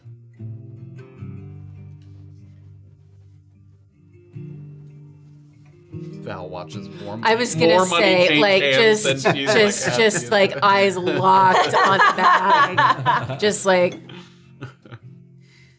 It's got a nice bit of heft to it. It's like this kind of like sort of Yeah. passes it. Wow, that's all you've got? This massive jingling bag. Please tell me Lamont says that. You can tell Doxley's like trying to catch your eye to like figure out and read your face. There's other. I mean, everybody's around at this point, Yep. right? And there's other people in the kitchen as well. Yeah. Like, it's Just seems distracted at this point. Yeah, still just like. Did you get your morning routine done, TC? Yeah, my morning constitutional. Nice. Yes. It does wonders for your skin. You're glowing, practically. Aha. A kiss of the sun always does a body good. Yes, well, I'm gonna make one quick stop to see if I can get more information on the track that we're heading, now that we've got sort of an idea. Yeah. Either there or back, we gotta go through the wastes. So We've got to. we've got to. Well, Again, I believe that hours from now there is a good chance that decisions will be made for us. Who knows? Could be. But I'll take your vote into confidence. I was told it's a pretty tough area to go through, as you also said. So we could decide whether it's for on the way or on the way back. But either one we've got to go through. is this for a reason other than what Doxley mentioned earlier? Yeah, things are piling up pretty quick. You'll get used to it in this party. Everything's always happening, isn't it? Yep, at the Yeah. same time. That explains why we've got bags under our eyes. You actually look much better rested than the rest of us. Oh, It's an elf thing. that's an Elven thing. Yeah, Boom. Yes. yeah, boom. Well, does anybody have any other final words, or shall we do it? Should we accompany you to wherever it is you're going, or would you rather go on your own? I'm fine to just. It'll be a 2-minute conversation, so I'm happy to just go and we can meet as we exit town. Boarding by Bernard, if we're heading up north. Sure. Let's meet up there in a sec. I'm going to run to Good as Gold. Just because if we're going through the waste, I want to get some antitoxins. I don't know if that's going to help, but I'm going to pick those up. And then I'll meet up there in 5 minutes. Have you got enough gold? I still got lots of gold. Ah, yes, don't we all? well, in that case, if they're going to be making errands, I don't know, perhaps is there somebody you'd like to go talk to before we leave, Val? No, we should leave as soon as possible. Well, yes, but I mean, if they're going to be... We can wait here Technically 5 talks. minutes. Well, let's meet up by Bernard's. 5 minutes? You guys know where Bernard's is? Yeah, you came in on his wagon. Or maybe you didn't. I don't know. Yeah, it's the stables. Number It's the 9. About your livery fucking stable. business. You definitely know where that is. That's Okay, perfect. where most of the wagons come into. All right, see you in 5. 5 minutes. 5 minutes. That is a quick transaction. Yeah, in and out. I know what I want. You coming with? Sure, yeah, I mean, okay, yeah. You guys head outside. Last night, Yeah. anything odd happen? Not between you and TC. Anything aside from you and TC? Did anything outside of that appear off or anything? Aside from that statue getting destroyed, no, it was a peaceful evening. Great. Okay, I'm gonna run inside. I'll see you down there. Okay. Okay. I'll jog off Head and over go to do. go. Hello, Mr. Tyrun. You can go over. Yeah. So good to see you again. And Doxley going to... Yeah, if Izzy's is open. I'll Yes, the see courier office is one of the first places to open in the morning. The general store opens pretty early as well.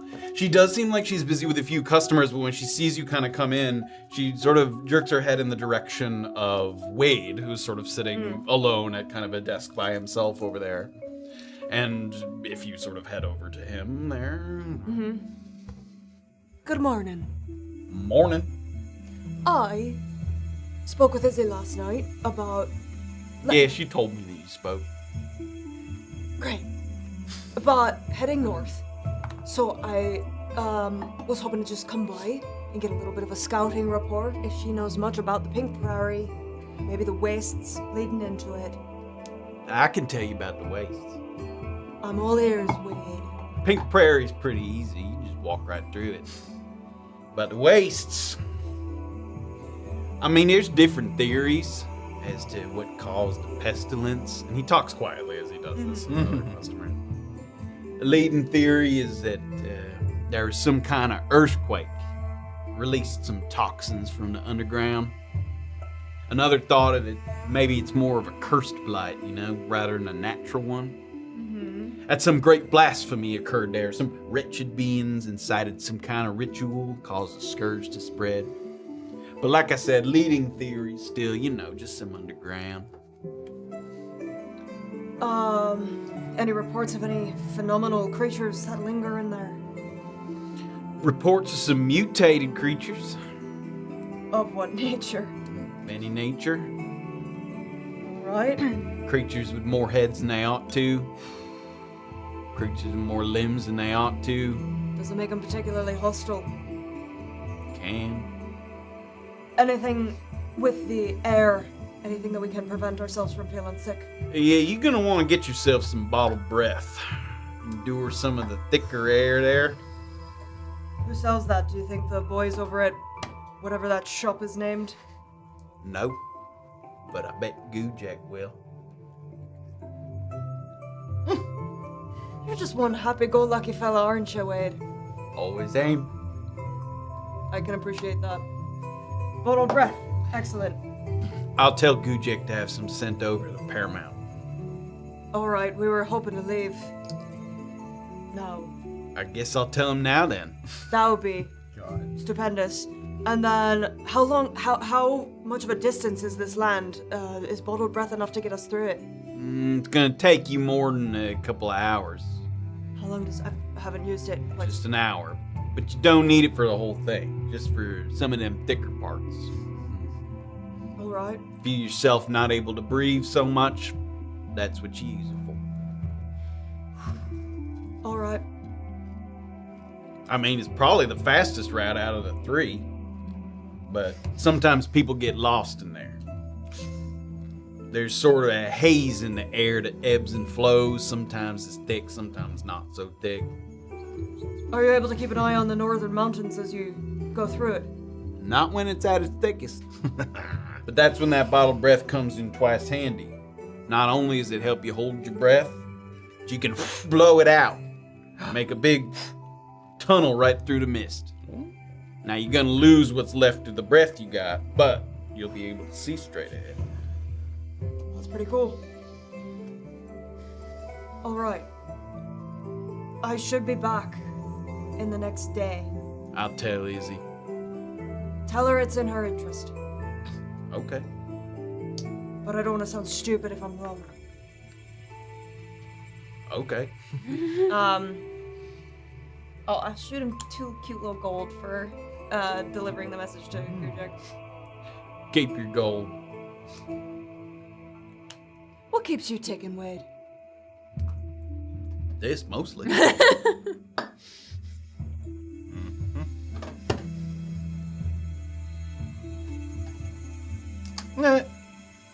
Doxley. That's what I need for Great. it. Thank you. Those spells are just flying around. Good fucking luck. I'll need it. Thank you, Wade. Enjoy your day. Yep. Head back to fucking... How many antitoxins would you like to purchase? How much are they? Yeah, let me look that up. 285 still. Thumper's looking pretty far away. It's a 50 gold piece. Ooh, okay. There's 6 of us, huh? I know. 3? Okay. I think I still have one. Purchase 3 of those. I think I still have one too. Okay. Yeah, I have one. Okay. Oh, that's not even my breath yet. Yeah. I have 3. You have 3 antitoxins? Yeah. Is that the thing that we got a big we got a big thing of health potions That's and a big right. thing of From what's his antitoxins. Yeah. face? Yeah, Starboy. Yeah. All right, if you have 3, and you have 1, Yeah. would I know this? Yeah, we you would divvied know. them out. I'll take 2 then in that Okay. case. Yeah. We divvied them out when we met. What was it? Dee's other character. D's. Dee's potions. Mildred. Her wife didn't mind. Yeah, it didn't. Enjoy your antitoxins. Don't get poisoned. Well, with you watching my back, I won't. Thank you. I won't be. I'll be here. You could get poisoned. Things. So you kind of meet back at the Paramount. A little bit of time passes, but it did seem like Wade shuffle off. I would like you to roll a d6 for me. I don't want to roll it. Tough. 2. It has a tiny little note with it that looks like it's scrawled in kind of Wade's unfinished handwriting that just says Gujek only had 2 of it. Oh no. It says if you wait longer, you can get more, but he's only got 2 on it. Brutal. How do we feel about 2 of these? I explained how. Great. Can we just take a little breath and pass it on? I doubt it. We won't be able to make it through. I can hold my breath for quite a long time. Strong runners. It's Run through it. it's a suicide mission. Then do you want to wait? Because that's what it takes. We have other paths. We have 2 other options. All right. Well, we'll see who's still alive on the way back, and then we'll decide then. Maybe there's only 2 of us left. So Val, you're voting we leave now, and we consider our I trails. vote we don't go a different path to do a detour. As we've said many, many times, this is extremely. I can't emphasize it anymore. We cannot do detours. We cannot run favors. We just can't. We have people waiting for us who have no money, no food, no shelter. We really cannot. If there was any way that we could, we would, but we just can't. All right. So maybe we take the Rising Taiga on the way up, and then on the way back. If there's only 2 of us that want to go, then we'll see. We won't split up. Yeah. At that point, you'll have your answer, right? You'll know what you're doing. We'll have our answer, and if we need to We'll split, we know. can figure that out. We'll know what's happening. Okay. I mean, how long would he take? 10 minutes to get more? I mean, we can wait. Probably not. Brewing potions takes a decent amount. We hear you, Val. We will continue talking about it, but we hear that this is very sensitive. If we could, we would. Yes. All right. All right. Okay. We'll figure it out. We'll figure it out. Everyone's happy. But we're gonna be leaving now. Is the ultimate choice. Yeah. No time like the present. Excellent. Shall we? Yes. Let's do it. You guys have your things. Stay in the thoroughfare. You look in the direction of kind of detention pass. Now or never. Oh, I've got my heavy armor on. You do have your heavy armor. Crenshaw. Yeah. I didn't like my old leather armor, my old sweaty armor. Finally, having made your preparations, Oh no. you decide it's time to face the downwield once more, or, for some of you, for the first time, which has you feeling a little nervous, but also tremendously curious. The downwield, you've heard it spoken of so many times, and already in your short time here, and vast swaths of unsettled terrain that's still in its relative infancy of being charted, of being understood, diverse and dangerous, awesome and ominous. You put yourself in the hands of strangers, but strangers not lacking for confidence, both in battle and now out here on the road. And for this first stretch, it's a path that Doxley, Illien, and TC have traveled before. Some of it multiple times between the statue dig site, the lookout bluffs, which you know you're going to sort of peel off of that course eventually. In that way, where you first went to the lookout bluffs, that took you on your first assignment in the downfield, when you were fresh off the wagon. And in that way, it feels almost like a rite of passage, like this is the tutorial section of the downfield now that you're taking new people through there. First detention pass, which as a side note, you see fewer clinkers than you've ever seen before along the pass. You take a left turn, where you soon connect with a small brook that's running kind of north-south, conjuring images of gricks and dead goblins in your head, where you wet your blade for the first time on a couple of gricks that were dropping from the trees.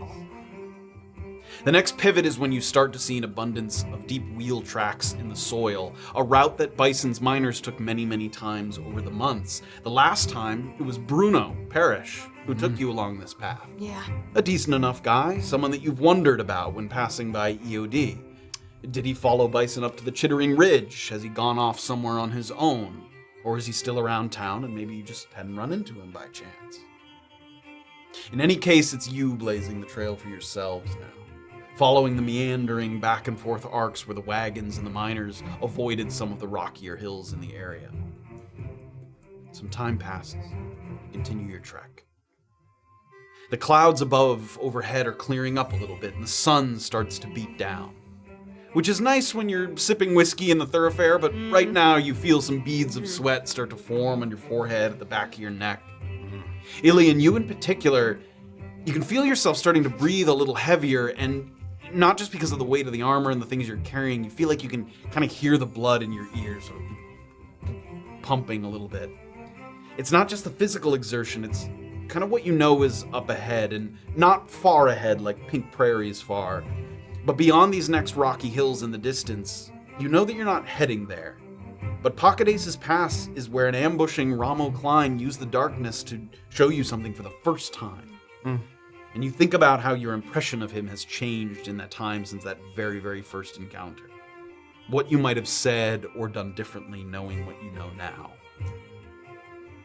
Instead of taking a route directly toward the hills, you start to keep moving through the forest a little bit, use those wagon tracks as a guide. You recall that Bruno said that the pass is too rocky, too steep to move through with carts, and you remember you had a horse at the time. Even just having one horse was difficult to maneuver through Pocket Ace's Pass from your own experience. That was effective. I need a house. So for a little while, you take this slightly longer meandering path with a very modest incline. Though the refreshing sounds of distant flowing water at that pass, they sort of call to you, wish you could kind of dunk your heads in there, dip your feet in the pond. Big lake, that looks so good, You've gotten up to and perhaps even just a little past the point that might be considered sort of a last call for turning toward the pass. And so far you have not seen or heard signs of Annabel. So she's either still entrenched in whatever business brought her here without you, or she's already made her way toward the Petloni La Sphere, the Bucking Bull River. And you wait here for a moment. You sort of stop without sort of even consulting each other, sort of slow down here knowing that you're in that vicinity. You can see each other kind of looking around, any sign of Annabel, any sort of heads poking out from between the trees. And that's where we're going to end tonight's episode. Right. We are out in the downwheel. The journey has begun. And that is where we'll pick up next week. Oh my god. Wow. What's happening? What's happening? What's happening? We have to talk about Had a whole bunch of episodes Oh. in town. It's time to get on out to the down. What? Yeah. Truly. I have a theory. I mean- I think Illien is really close to the cleric. Yeah. Oh yeah. It's a Rama. And Rama, Yeah. Rama completely misinterprets our relationship. Almost like loves that. Yeah. Oh. All right, on a scale of 1 to rip my balls off, how mad is Dee gonna be when she learns that the cleric is like, Oh, on death's door and we didn't kill him? okay, death's door is a stretch. He's like in the driveway. He's just driving. That's driveway. Death's driveway, and that I didn't immediately run to all you guys like, come on, everybody, let's get him. When you said you were going up to his face, I thought you were gonna just like slip a little like Oh my god. dagger. Little blade or something. behind the ear. Yeah. Yeah, that I was surprised. You don't want to just end it? It's right there. I don't know. It's right there. I mean, it's too late now. And now it's too late. It's too late. Yeah. And I didn't tell you about it. TC's all the way to Pocket Ace's Pass. He's like, ooh, I have something in front of me. Well, you know what I did we can talk about this in like Notch and Soda. I didn't say where I was going. I was gonna You I didn't idiot. explain anything about the mission he sent me on. I didn't write anything In your about note? yeah, about the hag and how I'm headed to her and shit. I forgot. Hey, your mission's to get the hag. I know, I'm still on that same Still mission. on the mission. And where was he? Oh, what am I doing? What am I doing? I had a couple of interesting sort of determination checks, some insight checks that didn't quite reach the threshold. Investigation check in the house. Yeah, a couple things that sort of just weren't quite there. Oh, that house.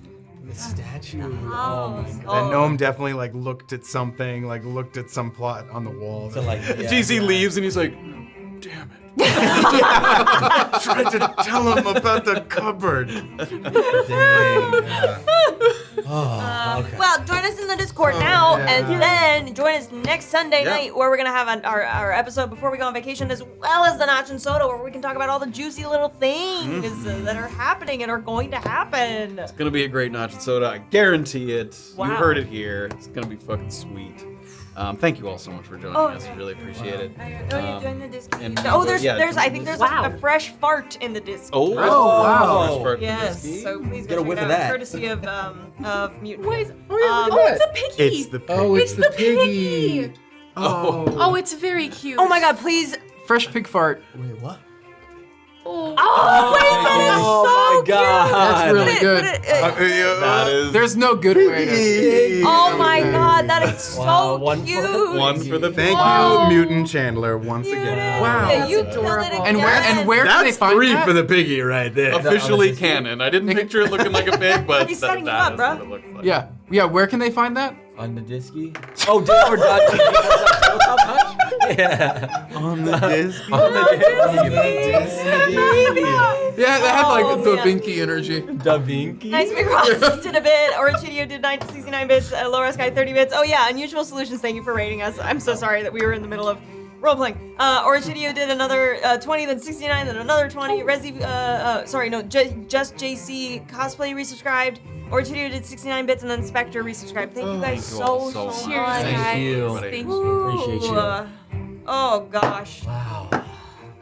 Much love, everybody. We'll see you next week at the same time. Goodbye. Okay, bye. Bye.